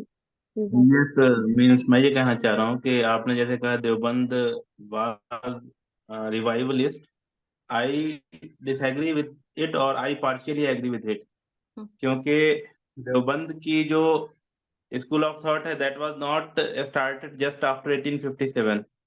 वो actually you should see that in the continuation of movement of Shah Waliullah and that took shape in the form of Deoband after British took over entire India. So they were continuing to promote that idea of Shah Waliullah, or Shah Waliullah was reformist, not completely revivalist. It is my understanding. नहीं, बिल्कुल हो सकता है। तो जैसे देवबंद का कोई social issue पे कोई एज सच कोई बहुत क्या आपके नजरिए में कोई स्टैंड था जो बहुत रिफॉर्मिस्ट था, औरतों के मामले में हो या कास्ट के मामले में हो या कुछ ओवरऑल? रिफॉर्म वही तो मैं कह रहा हूँ कि वो दूसरे डायमेंशन में था, दैट वाज रिलीजियस रिफॉर्म. मैं सोशल और पॉलिटिकल सेंस में उसको सोशल सेंस में बोल ही नहीं रहा हूँ. मैं रिलीजियस रिफॉर्म में बहुत सारी प्रैक्टिसेस थी उस टाइम की, जैसे शिरकिया बिदअत वगैरह की, जिसको स्टॉन्चली अपोज किया शाह वलीउल्लाह ने. उसके बाद उसी मौक़िफ़ को जो है उनके बाद के लोगों ने कायम रखा. इंडिया में दो स्ट्रीम उसकी बन गई शाह वलीउल्लाह के बाद. एक हार्डकोर थे जो अहले हदीस के रूप में बाद में कहलाए, और दूसरे soft follower of Shah Waliullah थे, वो देवबंद वाले थे. तो they were all oppose to evils in the Muslim society which they think. जैसे बहुत सारी प्रैक्टिसेस ऐसी थी मुसलमानों में, but that was more religious reform than social reform. Okay, बिल्कुल। तो एक्चुअली जब हम रिवाइवलिज्म से डिस्टिंक्ट बोल रहे थे, तो revivalism I was defining it in a way कि जो वापस अपने दीन को देख रहे हैं, अपने मजहब को देख रहे हैं और उसको रिवाइवल की ऑथेंटिक प्रैक्टिसेस क्या है, वो रिवाइवलिज्म है। इसलिए मैंने उनको रिवाइवलिज्म में कैटेगराइज किया। रिफॉर्मिज्म उस एस्पेक्ट से देख रहे थे जिन्होंने वेस्टर्न कॉन्सेप्ट्स को एम्ब्रेस किया और उस तरह से किया। समझे आप डिफरेंस? क्योंकि रिवाइवलिस्ट वे looking back in their religion and seeking solutions within it for social reform as well. तो इस तरह से देवबंद वाज, अगर आप कंपेयर करें सर सैयद अहमद के अप्रोच से, तो रिवाइवलिस्ट अप्रोच नहीं था सच। बहुत ज्यादा वो मजहब के अंदर नहीं जा रहे थे सोल्यूशन देखने के लिए, बल्कि वेस्टर्न आइडियाज को एम्ब्रेस कर रहे थे। So in that way I was making that distinction. और दोनों जो है वो चेंज ला रहे थे, नॉट ब्लेमिंग कि कोई ज्यादा चेंज ला रहा है कोई कम चेंज ला रहा है। तो या Okay, sure. And adding to that, I think Maulana Maududi, he was, I think, revivalist in some sense. या अस्सलाम वालेकुम वालेकुम सर। सलाम। मैं कुछ ऐड करना चाह रहा था। असल में मैं ये जानना चाह रहा था कि लाइक मुझे ऐसा लगता है कि हिंदू नेशनलिज्म के लाइक फिर से रिवाइव होने का एक बहुत बड़ा रीजन ये भी हो सकता है कि कांग्रेस ने हिंदूज के रिलीजियस सॉरी सोशल प्रैक्टिसेस में जो चेंज लाने की कोशिश की, उसमें वो बहुत हद तक लाइक कर पाए। बट उन्होंने मुस्लिम्स के सोसाइटी के जो प्रॉब्लम्स थे उसको नजरअंदाज कर दिया, उसको वैसे ही चलने दिया जो चल रहा था, या तो उसको अपेज किया। और उसकी वजह से लाइक हिंदुओं को ऐसा लगने लगा कि ये कांग्रेस हम पे तो चेंज कर रही है, उन पे कुछ नहीं कर रही है, लाइक वो हिंदुओं को दबा रही है। सो दे वांटेड लाइक फिर से रिवाइव करना और फिर से वो अपने सोसाइटल प्रॉब्लम्स को फिर से देखना चाह रहे थे। तो क्या ये लाइक क्या हाँ, ये बिल्कुल सही है। ये बात क्यों सही है? क्योंकि जब इंडियन कॉन्स्टिट्यूशन बना, Indian constitution is a beautiful example. जब आप उसके डिबेट्स पढ़िएगा कि कैसे डिफरेंट ग्रुप्स एंगेज हुए हैं, मतलब ट्रूली अगर हम बोला जाए कि डेलिबरेटिव डेमोक्रेसी क्या होती है, उसका एक बहुत अहम एग्जाम्पल है। तो इंडियन कॉन्स्टिट्यूशनलिज्म में आप देखिएगा कि हिंदू, एक टाइम ऐसा था ना कि मुस्लिम्स का जो मुस्लिम शरीयत एप्लीकेशन एक्ट था वो बहुत प्रोग्रेसिव था उस जमाने के हिसाब से। मतलब मुस्लिम पर्सनल लॉ लाया ही गया था ये बोलने के लिए, ये बोलकर कि कस्टमरी लॉज जो है औरतों को राइट्स नहीं दे रहे हैं, मुस्लिम शरिया एप्लीकेशन जो है वो राइट्स देगा, प्रॉपर्टी राइट्स। तो ये बोल के लाया गया था एक टाइम में। I think it was in British 1917, correct मी, कब मुस्लिम शरीयत एप्लीकेशन एक्ट आया। उस टाइम में हिंदू लॉज में बहुत ज्यादा दिक्कतें थी, ठीक है। तो जब सबसे पहले रिफॉर्म आया 1950s में, हिंदू पर्सनल लॉ में लाया गया, बहुत सारा कम्युनिटी से बहुत ज्यादा ओपोजिशन था क्योंकि पॉलीगैमी बैन कर दी, बहुत सारी चीजें जो हिंदुइज्म एज सच में डिफाइंड नहीं थी उसको एक मॉडर्न अंडरस्टैंडिंग के हिसाब से एक शेप दिया गया। और उस टाइम में बीजेपी ने अपोज किया, बीजेपी नहीं थी, जनसंघ थी उस टाइम पे, उस टाइम पे जनसंघ ने टोटली अपोज किया, कहा कि ऊपर से अपोजिशन, ऊपर से जो है लॉज जो है नहीं डालने चाहिए। और फिर एक टाइम के बाद उन्होंने बोला कि अब ये तो, पहले आप उनका मैनिफेस्टो देखिएगा तो बहुत टाइम तक 1960s तक वो बोल रहे थे कि रिपील होगा, रिपील होना चाहिए जो हिंदू पर्सनल लॉज हैं, जो 4 फॉर्म ऑफ एक्ट, जो 4 एक्ट हैं उनको रिपील होना चाहिए। एक टाइम के बाद उन्होंने बोला, उन्होंने समझ गए रिपील नहीं होने वाला, तब से वो लोग ने यूनिफॉर्म सिविल कोड कर दिया कि डिमांड बहुत ज्यादा डालने लगे। उन्होंने कहा कि भाई तुम लोग ने हमारे तो रिफॉर्म कर दिया है, जैसा कि आप बता रहे हैं कि हमारे तो लॉस तुमने कर दिए, मुसलमानों को क्यों खुला छोड़ दिया? वो लोग तो अभी कर सकते हैं 4 शादी, उन लोग में चेंजेस नहीं लाए। तो ये अपीसमेंट का एक बहुत बड़ा वो आ गया कि माइनॉरिटीज को आपने अपीस करने के लिए उनके अंदर बदलाव नहीं लाए, बल्कि एक हेजिटेशन था कॉन्स्टिट्यूएंट असेंबली मेंबर्स में।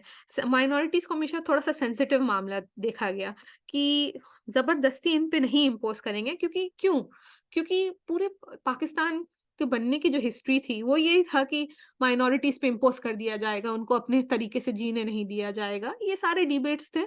इसलिए I think Congress was very careful कि माइनॉरिटीज अपने अंदर खुद लाएं। मेजोरिटी पे तो एक हक बनता है, हम खुद हैं वहां के, लेकिन माइनॉरिटीज पे नहीं गया गया, और ये कॉज ऑफ रिजेंटमेंट डेफिनेटली बना।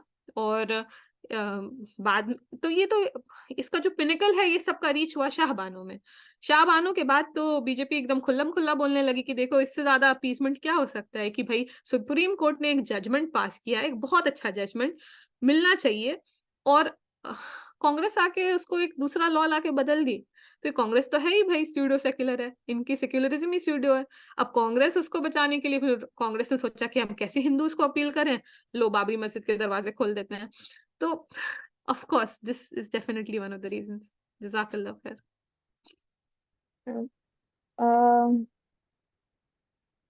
कमेंट में ये लिखा है कि ये जो रिफॉर्म और रिवाइवल वाली कैटेगरीज हैं शेयब भाई ने लिखा है, इसको ज्यादा मतलब this can be problematic and can be used only in certain context.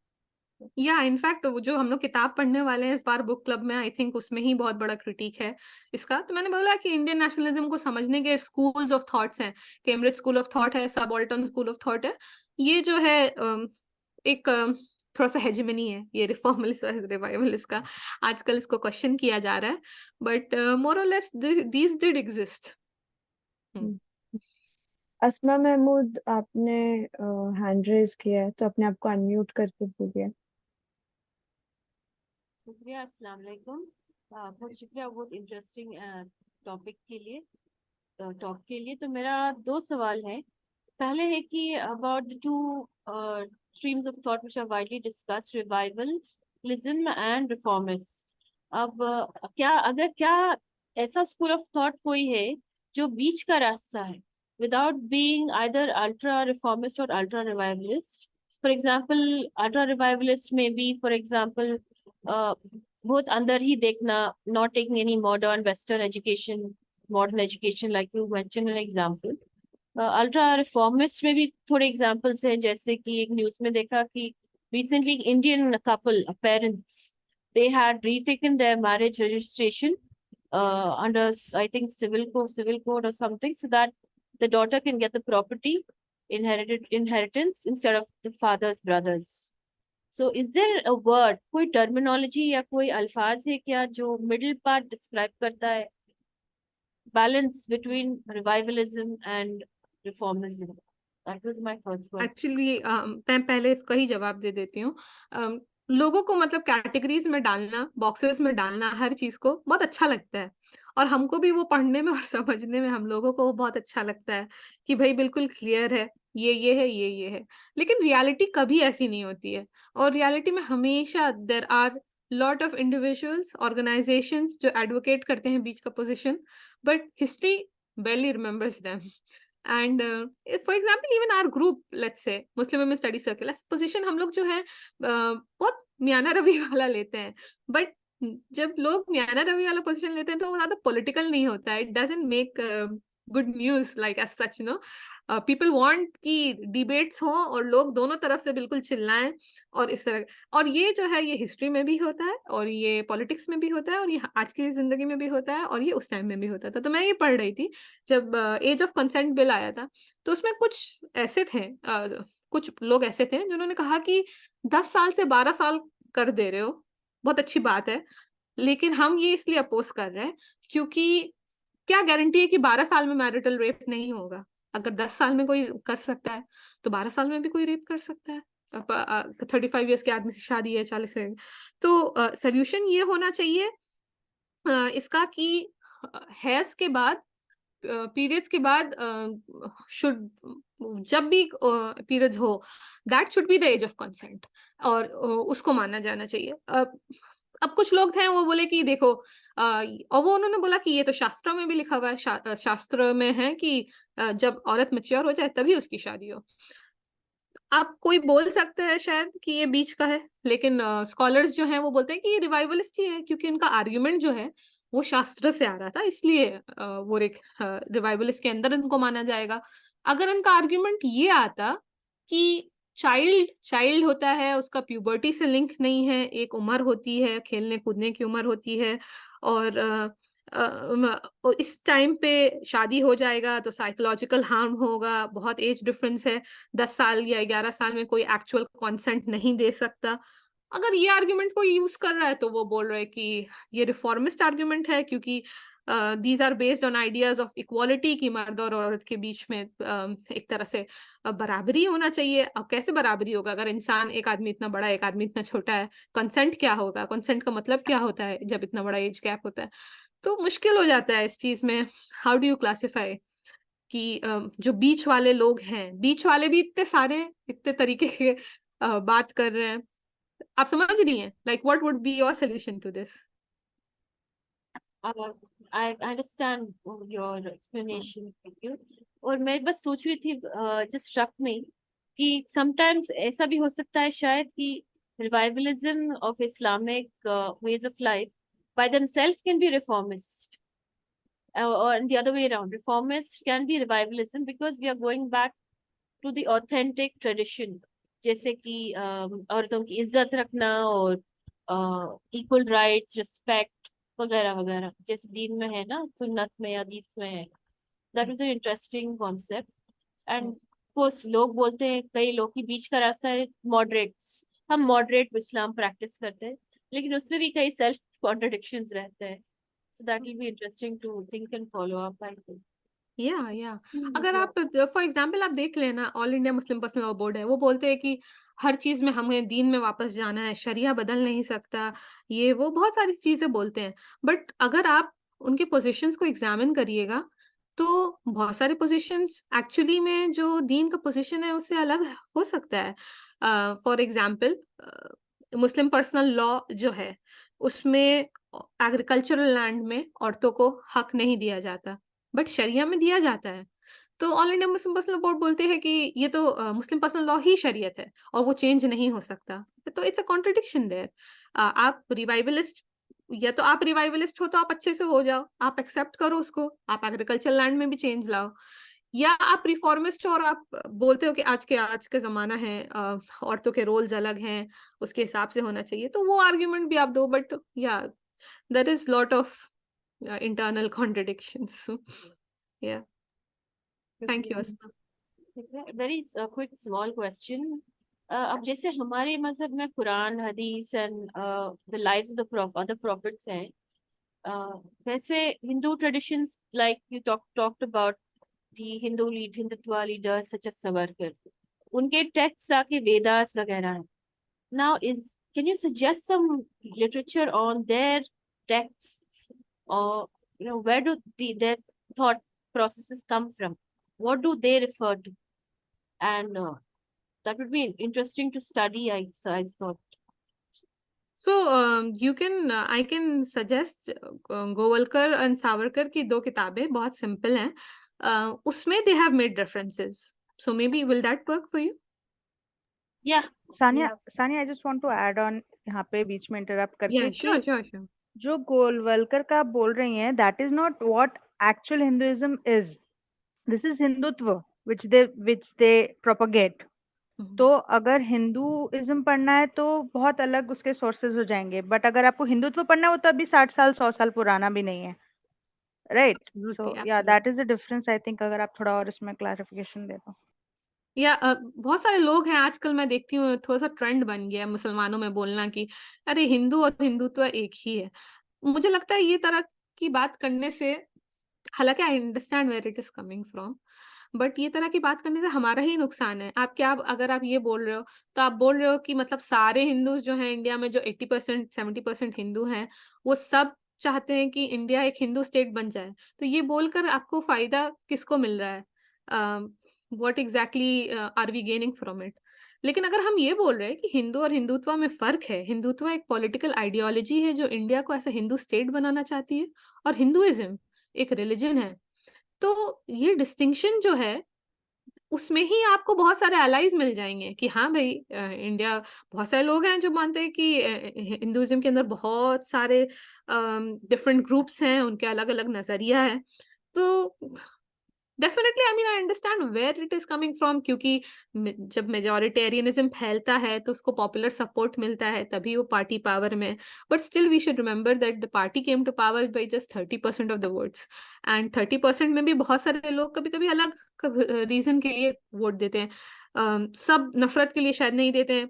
बहुत सारे लोगों को मैं सिंपली, कभी कभी उनको पता भी नहीं होता है कि इतना ज्यादा माइनॉरिटीज के साथ हो रहा है. They have absolutely no idea. उनकी अपनी एक, हाँ वो जो है वो इंडिया का बोलबाला करते हैं, बाहर जाके इज्जत लाते हैं मोदी जी, और अलग अलग रीजन देते हैं. कैन वी रियली से वो लोग सब झूठ बोल रहे हैं या ऐसा? मतलब आई समटाइम्स डू फील कि to maintain that distinction is more beneficial than for us than to claim कि सब एक हैं. I think they have also been trying to do that by, मतलब वो सनातन धर्म जो आइडिया ऑफ हिंदुइज्म है उसको हिंदुत्व से जो 100 साल पुराना भी नहीं, उसको जोड़ना चाहते हैं ताकि सारे हिंदूज उस फोल्ड में आ जाएं और एक मेजॉरिटेरियन बहुत एकदम अल्ट्रा स्ट्रक्चर क्रिएट हो जाए. या एक्चुअली हाँ, जब आप ये बोल रहे हो तो you are more on the side of Hindu nationalist than others. That's a good point, Sanobar. The reason मैंने पूछा about the literature, कौन सा reference है, I was just curious to know. We know about Ahmed Deedat, how he compared Christianity with Islam, and he made arguments about it. वैसा has there any scholar done it in India or from abroad about Hinduism or Hindutva and Islam, or Hinduism and Islam, a well-researched comparison? If you're interested in theology, like कि Hinduism क्या है, तो Political argument, yes. हाँ, if it's not political, there are a lot of books on it, and you will find it a simple. I'll post it in the group. Yeah. I'll do some search and post it in the group, because theology ये बहुत vast है, and there are a lot of attempts being made to do this comparison. So enough text on it. I'll post it. Thank you, Asma. Jazakallah khair. काफी सवालात और points भी हैं chat box में. राबिया ने हैंड रेज किया था तो मैं उनके पॉइंट्स लेती हूँ. शी हैज आस्क्ड क्वेश्चन कि कॉन्ट्रडिक्शंस क्या हैं हिंदुत्व आइडियोलॉजी के, and how can that help us to like knowing the contradictions will help us combat. And she's also asked what are the reasons for Hindutva political ideology being popular from 90s? Is it only Contradiction, it's very interesting question, Rabia. Thank you. Contradiction ये है कि क्या होता है हिंदुत्व में, आप ये देखिएगा अक्सर अप्रोप्रिएट बहुत कर ले रहे हैं वो लोग हर चीज को। दे विल अप्रोप्रिएट गांधी ऑल्सो। मतलब अगर आप आइडियोलॉजिकली प्योर बात करें तो हिंदुत्व वाज उसका जो बेसिस है, it was opposed to Gandhian politics. उनको लगता था गांधी बहुत अपीस करे मुस्लिम्स को, लेकिन for political gain they will appropriate Gandhi also. They just कर लेंगे, जिसको बोलते हैं उर्दू में, जस्ट कर लेंगे अम्बेडकर को भी। Like they never saw eye to eye with Ambedkar, लेकिन आज के जमाने में they will appropriate Ambedkar. They will appropriate जो उनको पॉलिटिकली उनको बेनिफिशियल मिल रहा है, उनको वो अप्रोप्रिएट कर लेंगे। तो ये अब एक टाइम में जब इंडिया में बहुत टाइम तक कांग्रेस का हेजेमनी रहा, फिर एक दौर आया कोalition पॉलिटिक्स का। कोalition पॉलिटिक्स में जब आपको जीतने के लिए रीजनल प्लेयर्स बहुत इंपॉर्टेंट हो गए, तो उस टाइम में हम देखते हैं कि हिंदुत्व एज एन आइडियोलॉजी में कितने कॉन्ट्रडिक्शंस आए। जनता पार्टी बनी, लेफ्ट राइट दोनों मिलके सोचे कांग्रेस को हटा देंगे, तो उसमें बहुत आइडियोलॉजिकली कॉम्प्रोमाइज किया गया। और गांधीयन सोशलिज्म को वो लोग ने एक्सेप्ट कर लिया अचानक से, और बात करने लगे गांधीयन सोशलिज्म के बारे में।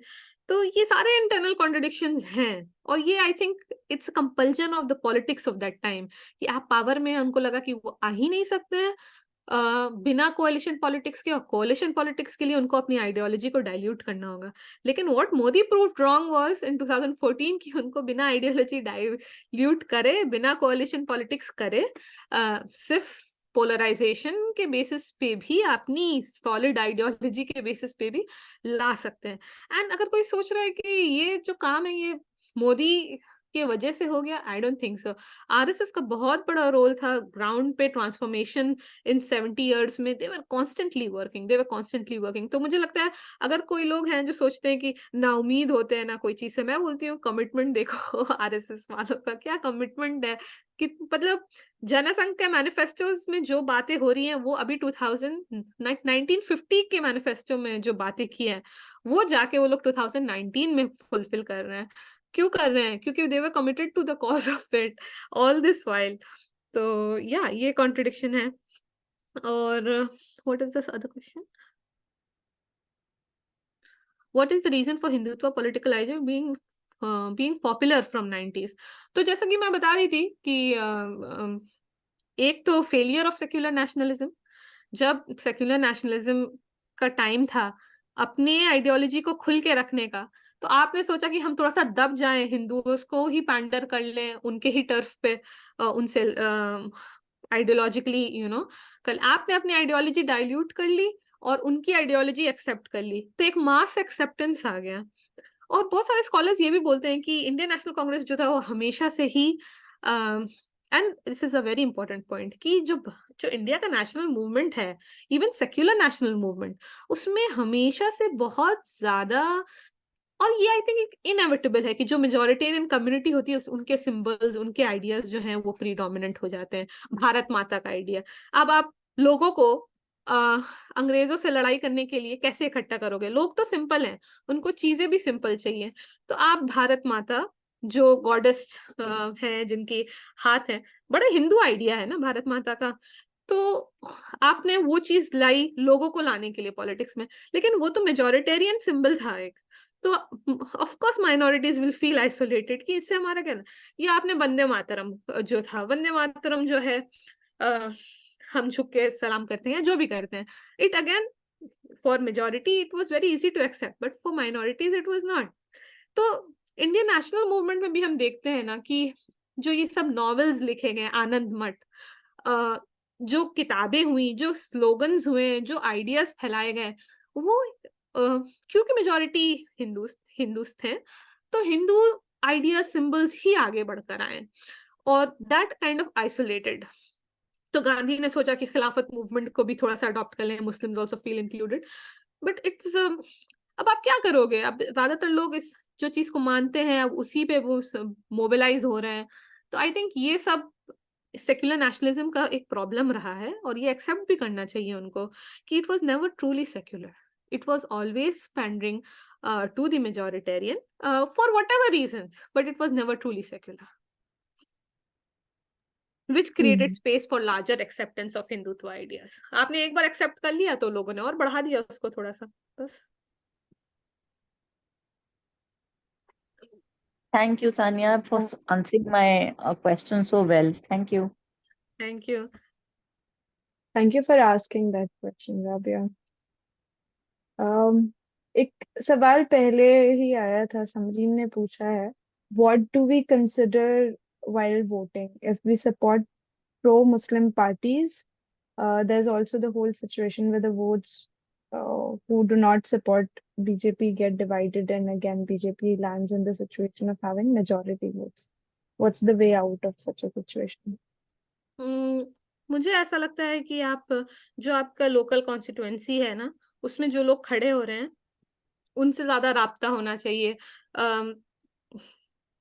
सच की मतलब अक्सर जो लोग हैं, उनको नहीं पता होता है कि वो लोग कौन है, लाइक जिनको आप वोट दे रहे हैं, but it is very clear कौन से एरिया में कौन लोग हैं। तो ये मुझे लगता है इट्स अ लोकल थिंग। कहीं कहीं पे रीजनल पावर प्लेयर्स जो हैं, आज के जमाने में मुझे तो ऐसा ही लगता है कि मुस्लिम्स जो हैं, रीजनल पावर प्लेयर्स, जो रीजनल पार्टीज हैं, जरूरी नहीं है नेशनल पार्टीज हैं, उनको सपोर्ट करने में भी फायदा है। बट हर जगह की लोकल पॉलिटिक्स अलग होती है।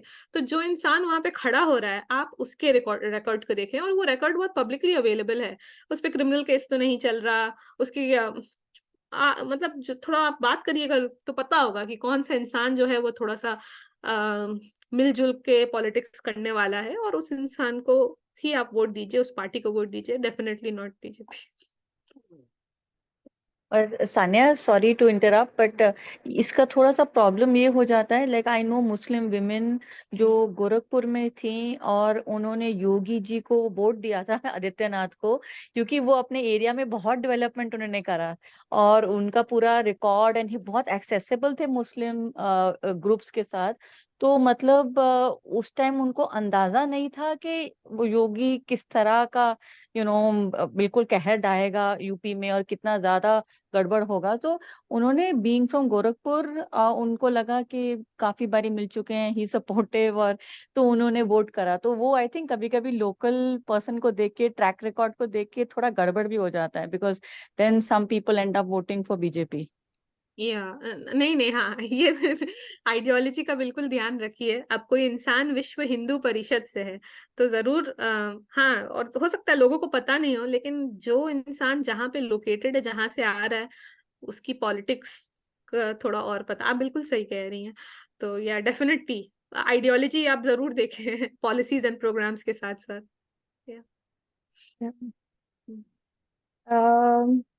रिवाइवलिज्म रिफॉर्मिज्म पे जो डिस्कशन चल रहा था, उस पर शिहाब भाई कुछ बोल रहे थे, काफी पॉइंट उन्होंने लिखा है कि आप अपने आप को अनम्यूट कर कर बोलना चाहेंगे प्लीज।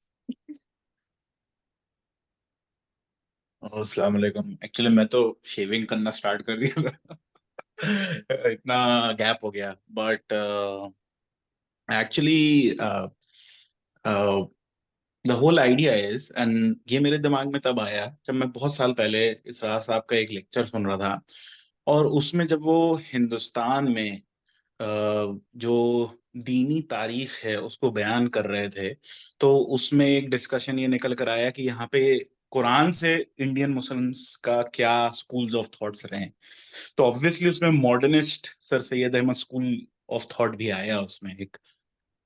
नाउ वो ये तब ये एक आइडिया था विच वाज कि चाहे वो मुस्लिम मॉडर्निस्ट हों, ट्रेडिशनलिस्ट हों, रिवाइवलिस्ट हों, at the end of the day in लोगों के अंदर ये दोनों ही थ्रेड्स, मतलब it both of them exist simultaneously. मतलब जैसे कि जो हमारा जो मॉडर्निस्ट तबका है, जिसको हम लोग बोला जाता है कि रिफॉर्मिस्ट है वगैरह वगैरह, और उनके बारे में बहुत नेगेटिवली भी बोला जाता है बहुत सारी चीजों में।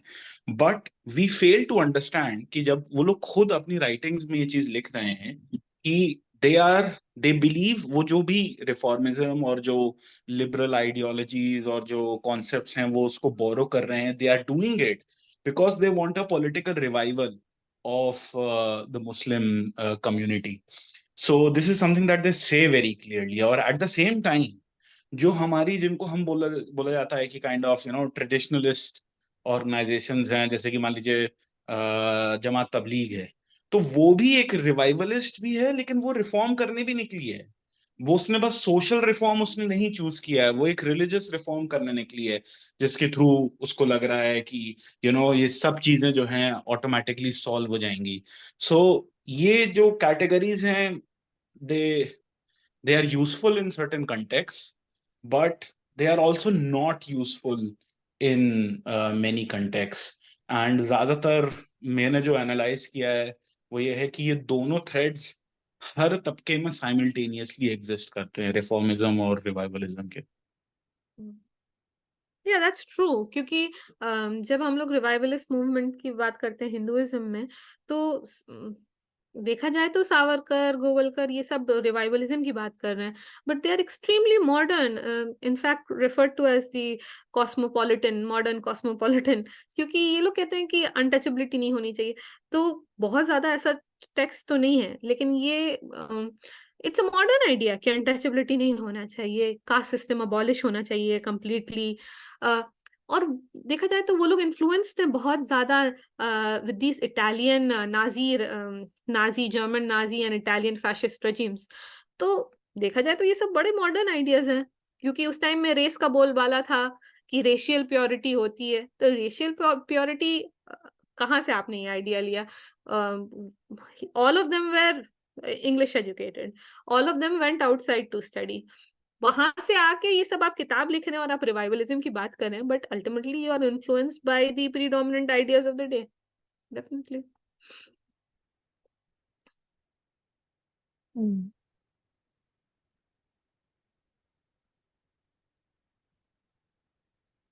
There's another question from Farasha. How far do you think Hindu theology influences Hindus' political beliefs? Thomas Blom Hansen's essay, Theology of Political Violence. Would you like to talk about that essay? Farasha, would you want to speak? Unmute yourself and speak. Thomas Blom Hansen ने जो ऐसे लिखा है theology of political violence, उसमें उन्होंने क्या जाहिर किया है? Yes, so I just recently read that essay of Thomas Blom Hansen. I thought it was very interesting because that's a perspective that I've never seen before. So basically, he was talking about the reasons for why riots happen, or like the causes of riots, and and one of the points he makes, main points he makes, is that the what is the significance of, or what is the symbolism of the use of fire during riots or pogroms, like arson. It happens, right? Muslim shops and neighborhoods are burned. So he related that with the significance of fire in Hindu theology. So like how fire is supposed to be a quote unquote purifying force. So Hindu nationalists, their use of fire during pogroms, etc. It's kind of like they are trying to cleanse, quote unquote. Like Muslims are outsiders, like they do not belong in the Hindu nation. So, which is like why the use of fire makes sense to them. So I thought this was very interesting, and immediately, I recalled this hadith that I looked it up. There is a hadith that says that the Prophet ﷺ said that do not punish with fire, because that is only the prerogative of the creator of the fire. So I just thought that it would be very interesting to, like, I wanted to basically know your thoughts on this, or, anybody's thoughts on this. Like, how far does Hindu nationalism as a political ideology, how far does it draw from Hindu theology or Hindu mythology? I I feel hope like I'm clear. maybe I might disagree here, because जब एक माहौल बन जाता है ना riot का, जैसा कि पॉल ब्रास ने लिखा, और ये आशुतोष वार्ष्णी और पॉल ब्रास और स्टीवन विल्किंसन, इन तीनों की जो है बहुत अच्छा इनकी पकड़ है हिंदू मुस्लिम वायलेंस पे। तो जब एक माहौल बन जाता है ना वायलेंस का, तो मुझे नहीं लगता कि कोई इंसान ये सोच के आग लगा रहा है कि आग इज प्योरिफाइंग इन द वैदिक रिचुअल, और कोई मुसलमान ये सोच के आग नहीं लगाएगा कि आग, अल्लाह ताला ने मना किया है आग से जलाने के लिए। जब वायलेंस होता है तो we see the worst forms of violence, we see Muslims raping, we see Hindus raping. Partition is one of the biggest proof of this कि जब दो कम्युनिटी पागल हो जाती हैं और they are out to kill, nothing stops them.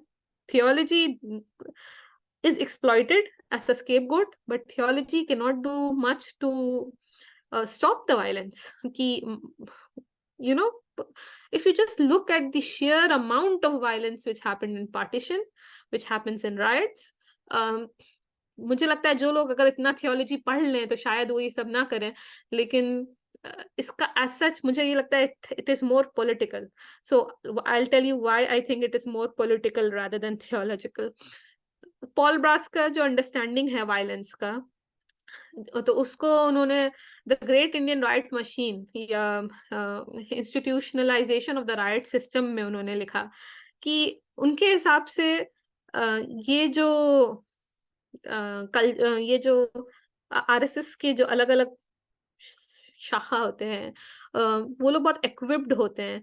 एक ideology तो होती है, आइडियोलॉजी जो है वो थियोलॉजी से बहुत फर्क होती है, वही फर्क हिंदू और हिंदुत्व वाला, और एक तरह से प्रिपेयर करती है कि अगर आप जरूरत पड़े तो किस तरह से वायलेंस इस्तेमाल किया जा सके।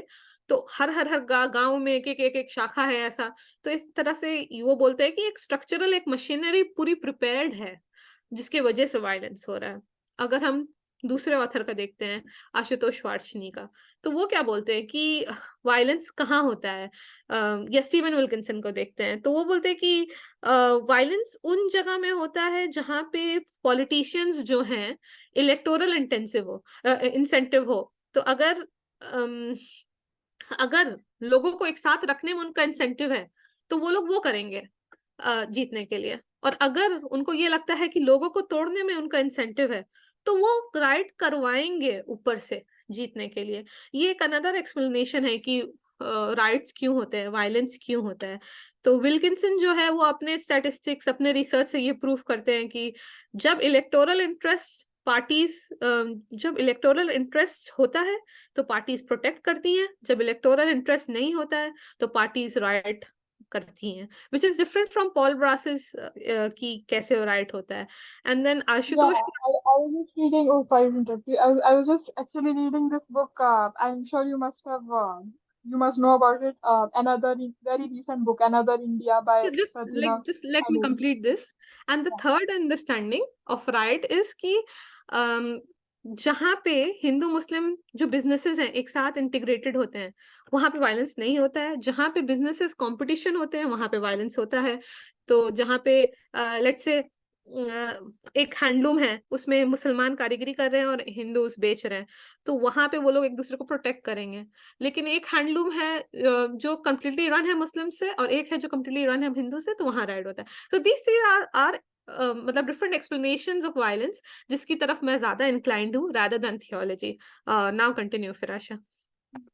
Yeah, I'm so sorry. I actually was reading this book Another India by Satyanav Anil, and in that ये जो अभी आपने explanation दिया है causes of riots, that only is like explained in this book, like all the different people who have given like Paul Brass, Stephen Wilkinson, उन लोग सबका like it is summarized, and the author's thing is his opinion was this only, that ultimately the reason for the riots is like apparently it is because of electoral logic, like to mobilize Hindu voter. I thought that was very scary in a way because like utilizing like committing violence against another group of people, like to make that as a basis of like, I thought that was very sobering in that. Yeah, that is true. It is very scary also that आपने मुसलमानों को inconsequential बना दिया है votes में। तो if they don't have any real say and if they don't develop it sooner, then yeah, all kinds of violence can be propagated and done.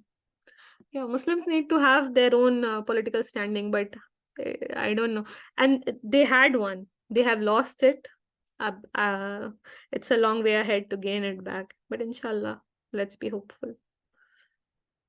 Um, uh, I like the point that Shihab has brought up in the chat box. He's saying that a major aspect that we haven't discussed yet is the role of right-wing capitalism in propping up right-wing governments throughout the world, including India.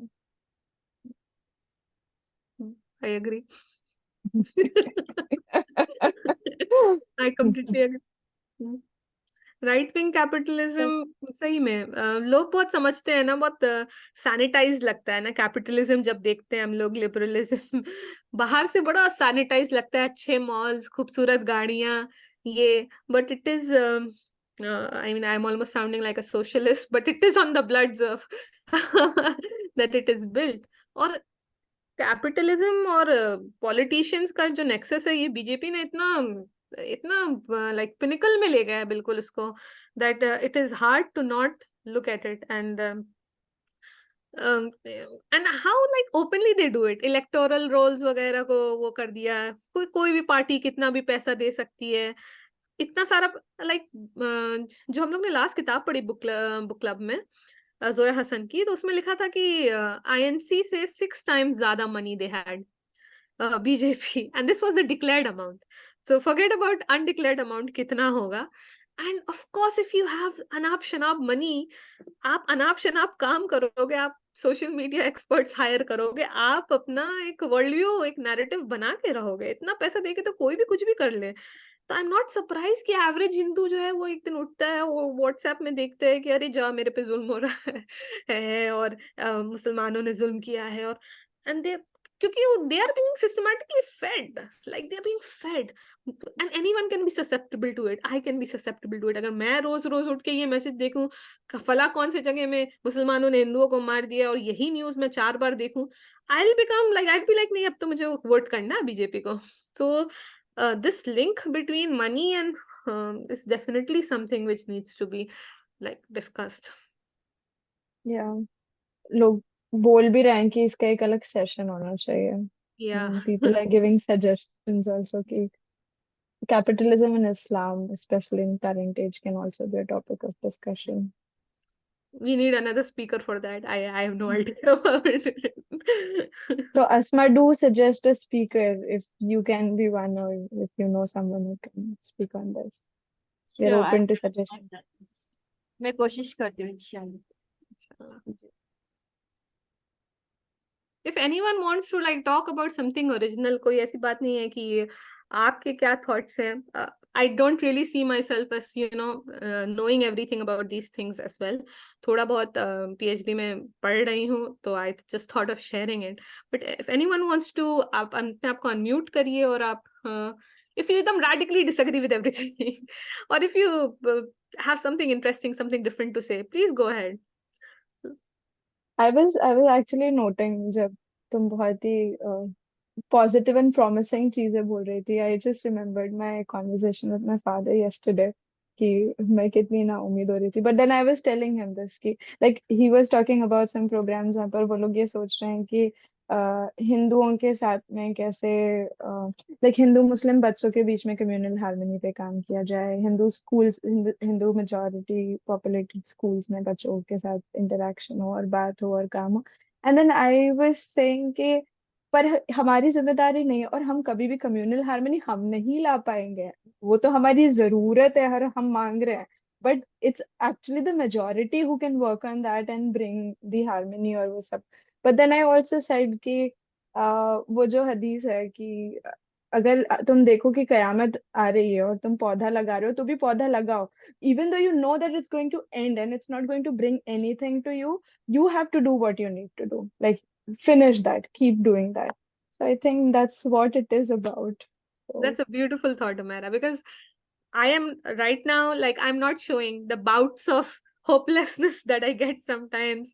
Like when I'm crying, seeing things happening, आप कितना आप देख रहे हो, affect कर रहा है. आप दूर बैठे हो तो भी affect करता है. रूह कांप जाती है कभी कभी कुछ ऐसे videos आते हैं. And आई मस्ट एक्नॉलेज कि बहुत डिफिकल्ट होता है इन टाइम्स में होप देखना, but being a student of history and being a student of politics, I know one thing, nothing is constant, nothing is constant. And another thing, being a believer, नाउमीदी कुफ्र है। तो जो भी सर्कमस्टांस में हम लोग कुछ वक्त के लिए इस दुनिया में आए हैं, और वो इब्राहिम अलैहिस्सलाम को जब डाला गया आग में, तो चिड़िया ने डाला था। हम हमेशा ये बात जिक्र करते हैं कि चिड़िया के पानी से क्या ही फर्क पड़ता, लेकिन we will have something to say to Allah सुब्हान ताला when we are being question कि हम लोग ने इतना सा किया, चलो इतना सा कर दिया, कहीं माली तौर पे कंट्रीब्यूट कर दिया, कहीं पे जज्बात के थ्रू, एहसासात के थ्रू किसी से बात कर ली। तो बस अपने ये मत सोचिए कि हम बहुत बड़ा कोई चेंज नहीं ला रहे, हम रेवोल्यूशन नहीं ला रहे, हम भगत सिंह नहीं बन रहे, तो मेरा कोई कंट्रीब्यूशन नहीं है। आपका बिल्कुल कंट्रीब्यूशन है, आप रह रहे हो, जी रहे हो, थोड़ा बहुत करना, दैट्स फाइन इंशाल्लाह। और आप ज्यादा कर सकते हो तो अल्हम्दुलिल्लाह सुम्मा अल्हम्दुलिल्लाह, but we all are going through Stop. this difficult phase. It's We sure cannot time I stop. put on a hopeful thing because it is required. अब यहाँ पे आके यही बोले अब कुछ नहीं कर सकते जब सब लोग, then what's really the point of having these engagements, having these deliberations? I firmly believe engagements do things. Yeah.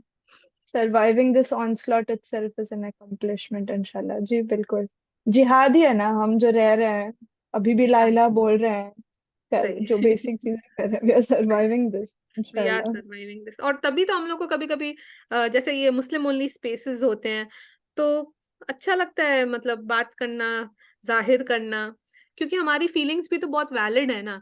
अगर हमें रोना आ रहा है, हमें बेबसी महसूस हो रही है, तो कभी कभी सिर्फ ये बोलने से कि नाउमीदी कुफ्र है, कुछ क्या कि उतना फर्क नहीं पड़ेगा, but just sharing it what we are feeling, it's required, and that's why we need. शायद सेक्युलर नेशनलिज्म के अंदर मुस्लिम ओनली स्पेसेस जो हैं वो उतना ज्यादा एनकरेज नहीं हो, रिकमेंडेड नहीं हो, but I very firmly believe कि these spaces are required. Yeah. हो गई। Discussion चाहिए perhaps. What I wanted to say is that yes, आपने सही कहा कि नाउमीदी कुफ्र है, और अपने आप को हौसला देना, दूसरों को हौसला देना है कि हम सबको मिल के आगे बढ़ना है। जस्ट एक थॉट कभी मुझको पर्सनली एक एक्सपीरियंस शेयर करती हूँ, हौसला देता है कि पब्लिक स्पेसेस में हो या क्लोज स्मॉल ग्रुप्स में हो, विद बैक होम के लोग के साथ, we think of we become identity conscious as Muslims. क्यों ये फीलिंग आता है, I'm just thinking aloud, क्यों ये फीलिंग आता है कि मैं एक माइनॉरिटी में हूँ, मैं एक मुस्लिम हूँ, क्या मैं ये पॉइंट बोलूँ या नहीं, शायद वो लोगों को बुरा लगेगा, even though I am not close friends with them और एनीथिंग, बट देन अपने आप को हौसला देती हूँ, सो व्हाट, एक माइनॉरिटी इंडिया में हूँ, लेकिन दुनिया में,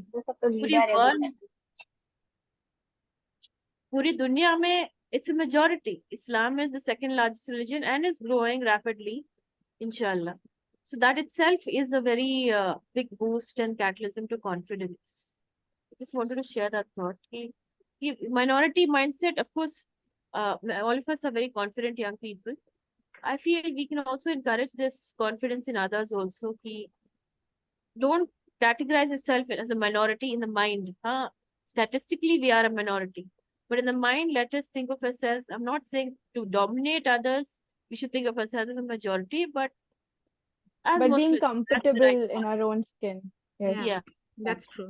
We should be comfortable. We should be comfortable in our own skin. And it's सही बात है, बोलना आसान होता है, but अच्छी जगह में, like public space में, कभी कभी जब मैं जानबूझ के नहीं दिखाना चाहती हूँ, बट रिलीजियोसिटी क्योंकि वो मेरा पार्ट है, आइडेंटिटी का, दिख जाता है, कहीं पे नमाज पढ़ना, ट्रेन पे नमाज पढ़ना, या तो अंदर से एक डर तो लगता है होता है, वो नहीं होना चाहिए। अब डर लगता है, पहले झिझक होती थी, अब डर लगता अब है। डर लगता आई है, have seen this change, like पहले एक झिझक होती थी, अब डर लगता है। डर लगता है। पहले झिझक होती थी, हाँ, फोन पे सलाम, बहुत वो ओवरकम आराम से हो गया था कि अब I am very strong in it, that thing. But और मुझे स्पेशली मुसलमान आदमियों के लिए ज्यादा डर लगता है मुझे, कि पता नहीं, औरतों को शायद फिर भी वो कर दें, लेकिन आदमियों के लिए दे डोंट।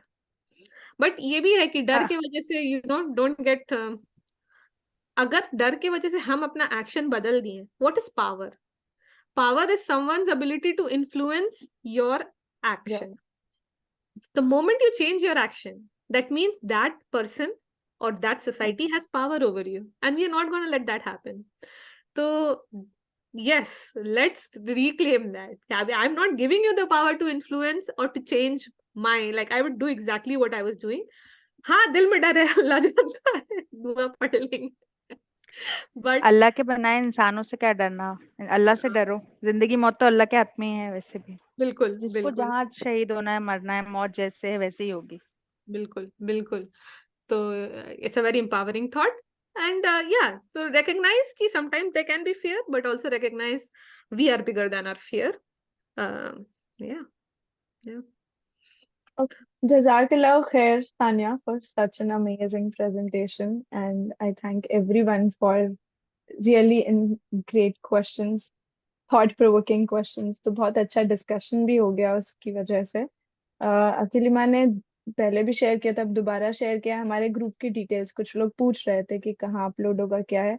तो अभी जो चैट बॉक्स में मैसेज आया आप लोग देख सकते हैं, इसमें यूट्यूब चैनल का भी लिंक है, हमारा इंस्टाग्राम पेज है, फेसबुक पेज है, we have a Twitter account as well.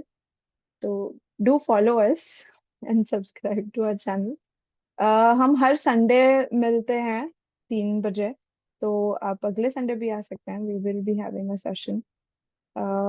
I thank everyone once again. Jazakallah khair for being here and जज़ाकल्लाह participating. खैर। अल्लाह ताला हम सबको दीन में साबित कदम रखे, दुनिया की समझ दे, हिकमत से हम लोग सबसे काम लें, और हम सबको हमारी इज्जत, आबरू, माल, बच्चे, औलाद सबको हिफाजत में रखे। आमीन सुम्मा आमीन। जज़ाकल्लाह खैर।